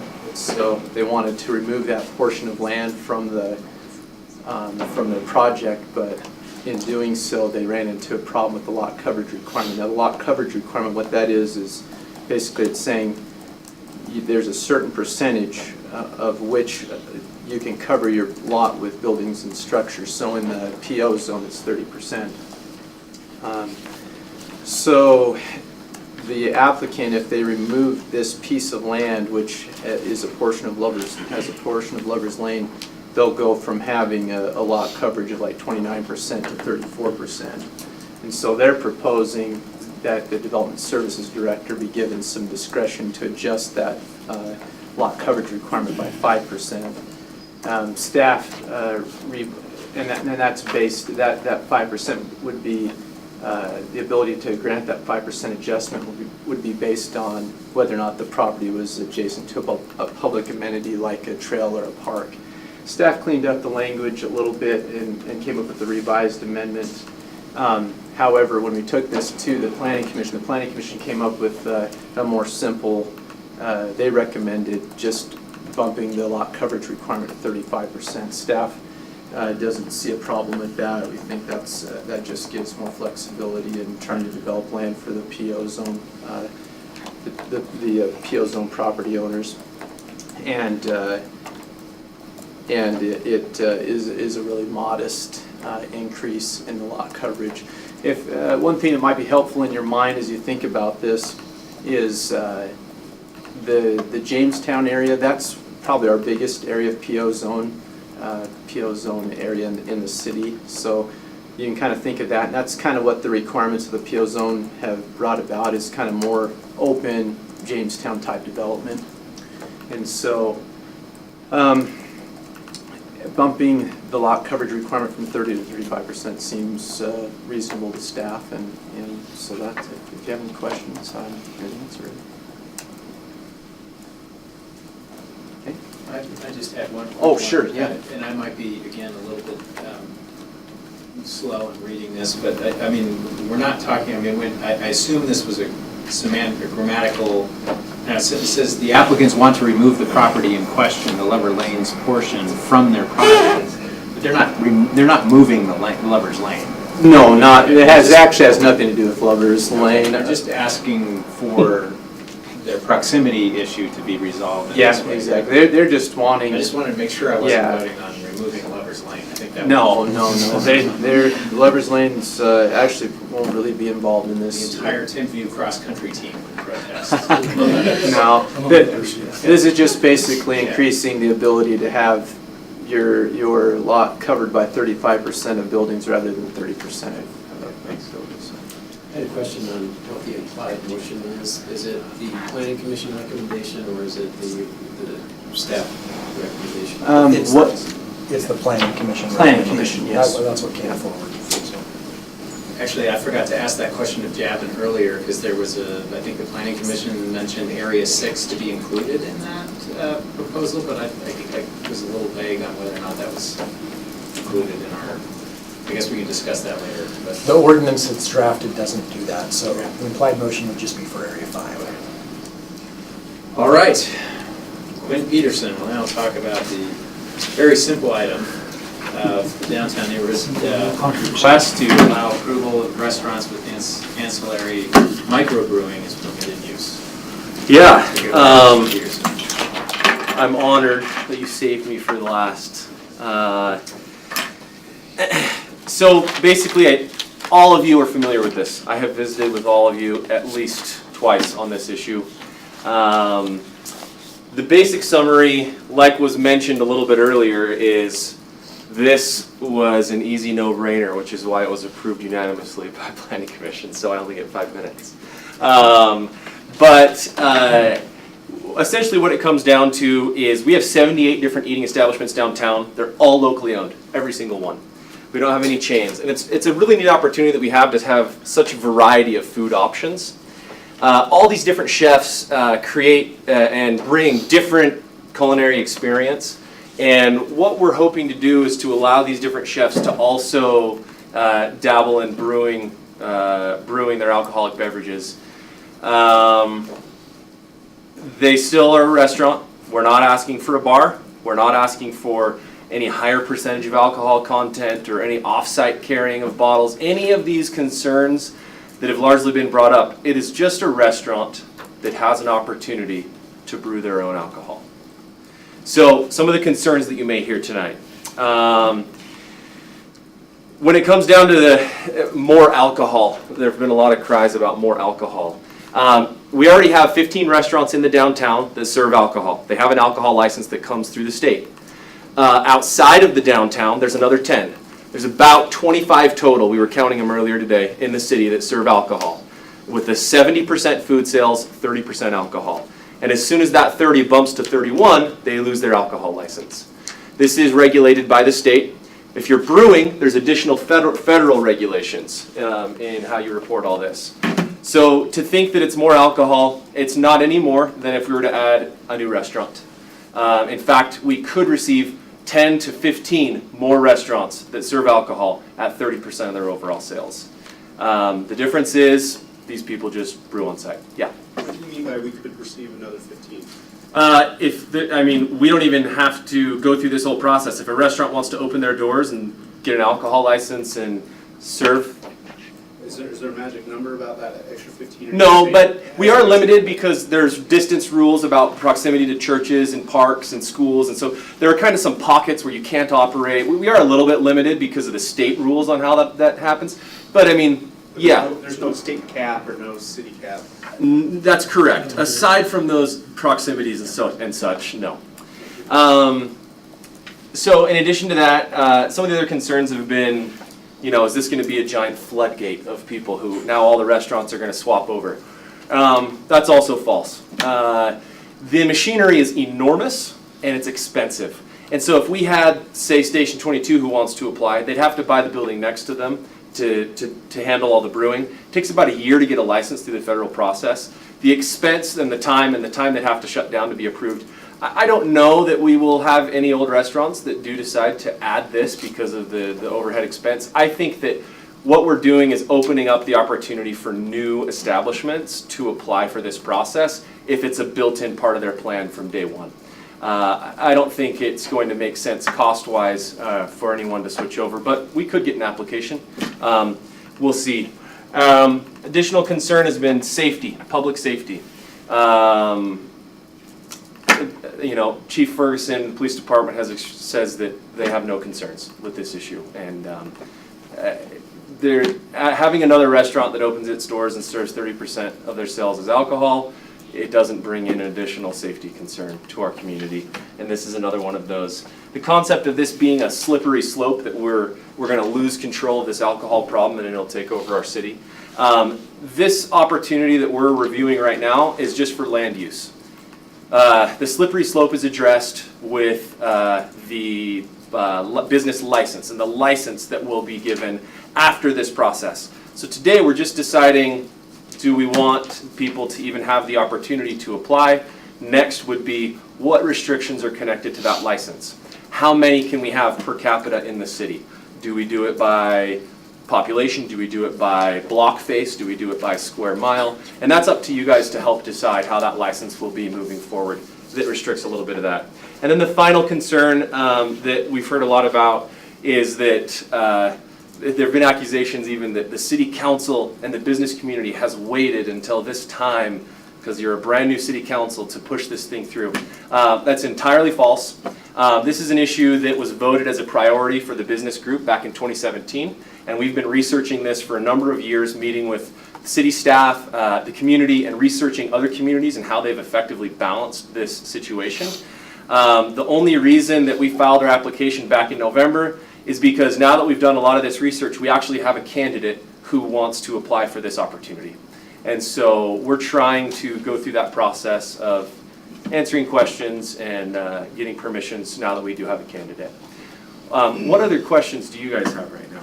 Who is the candidate? Can you tell us? I will tell you, it's the owners of Ma's Pizza, Jared and Aaron. Part of our concern, though, would be we don't want city council or the public to scrutinize a specific business model. Right now, it's just the land use request. But they are the candidate who's looking. They've done really well with Ma's Pizza, and they're looking at opening a new concept, and so they're the reason we're reviewing this now. There's a discrepancy between 40% and 30%. Yeah. So this is the city rule on the books right now. As we've dug into this, we saw that the state rule is actually 70-30, so this is eliminated. And that's for all restaurants. Correct. They have an alcohol license, unless it's a tavern, which is a bar, and we don't have those opportunities in the city right now. So the 70% rule would apply to this as yep, would that trumps this right here. Yep. We probably ought to amend our ordinance. And we will. Yes, we're talking about that already. Yeah. That'll come to you. Yeah. What else?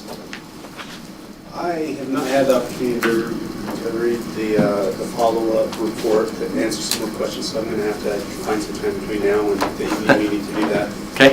When I did read the last report, though, I have my notes here with me, there was a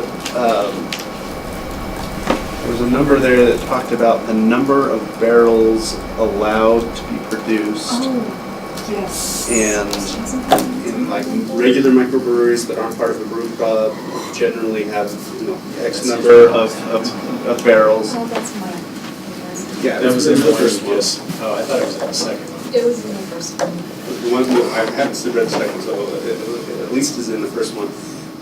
But there was basically said, well, the way I read it, that brew pubs are restricted to, I think it was 2,500 barrels, which is well less than the. Is that a state limitation? Is that a local limitation? It's a state limitation. Brew pubs, ancillary microbreweries, restaurants can produce 2,500 barrels annually. Other independent microbreweries that aren't attached to restaurants, microbrewing is their business. On average, I don't know what the state limit is for that, but on average, produce 10 to 14,000. Okay. But that is a So state they're limit. not competing with microbreweries. That's not their intent. Thank you. Yeah, aside from us having a candidate now, part of why we're even looking at this is 15 years ago-ish, our downtown was being taken over by bars, pawn shops, tattoo shops, and smoke shops. And there was a decision at that time to, let's pump the brakes a little bit. We have a national, we're on the National Historic Registry for our downtown, and we recognize that this is something valuable that we wanted to preserve. City Council made that decision to cut off any of those land use opportunities in the downtown, and it was a really wise choice. I, obviously, working in downtown, I'm grateful that that decision was made, because now we don't have that problem of vacancies and those types of businesses filling up our historic downtown. Our historic downtown is growing, it's robust, it's extremely high demand, and we're grateful to be in the position that we are. We just want to sort of start looking back now at some of those rules and decisions that were made many years ago and see how they apply today. All right, thank you, Quinn.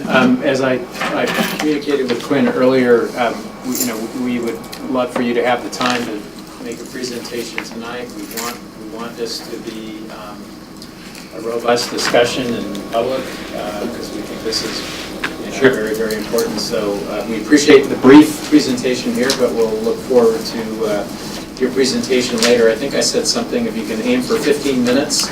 Yeah, and the thing is, your initial presentation, but we will be probably asking you follow-up questions. Yes. Both immediately afterwards and maybe after the public comment. Yes, my presentation can be just as long as it was just now. It really doesn't matter. I mean, it's pretty simple, but I would love to help answer some of the concerns that are brought up, because all the concerns I've heard so far are misinformed. Thank you. All right. Wow. It is 4:31. That's a thing of beauty. 4:29 by. 4:29. Oh, is that fast? All right. So we are now. I will consider a motion to close the meeting because a closed session has been requested. Brian, do you need to say anything about that? Yes, just that there has been a closed session requested. It has to do with the sale of property that has been previously noticed for sale, so it is appropriate under state statute to close the meeting for that. If someone would like to make that motion. I move that we close the meeting. All right. All in favor? It is unanimous. Travis Hogan, absent. Thank you. Move into the closed session.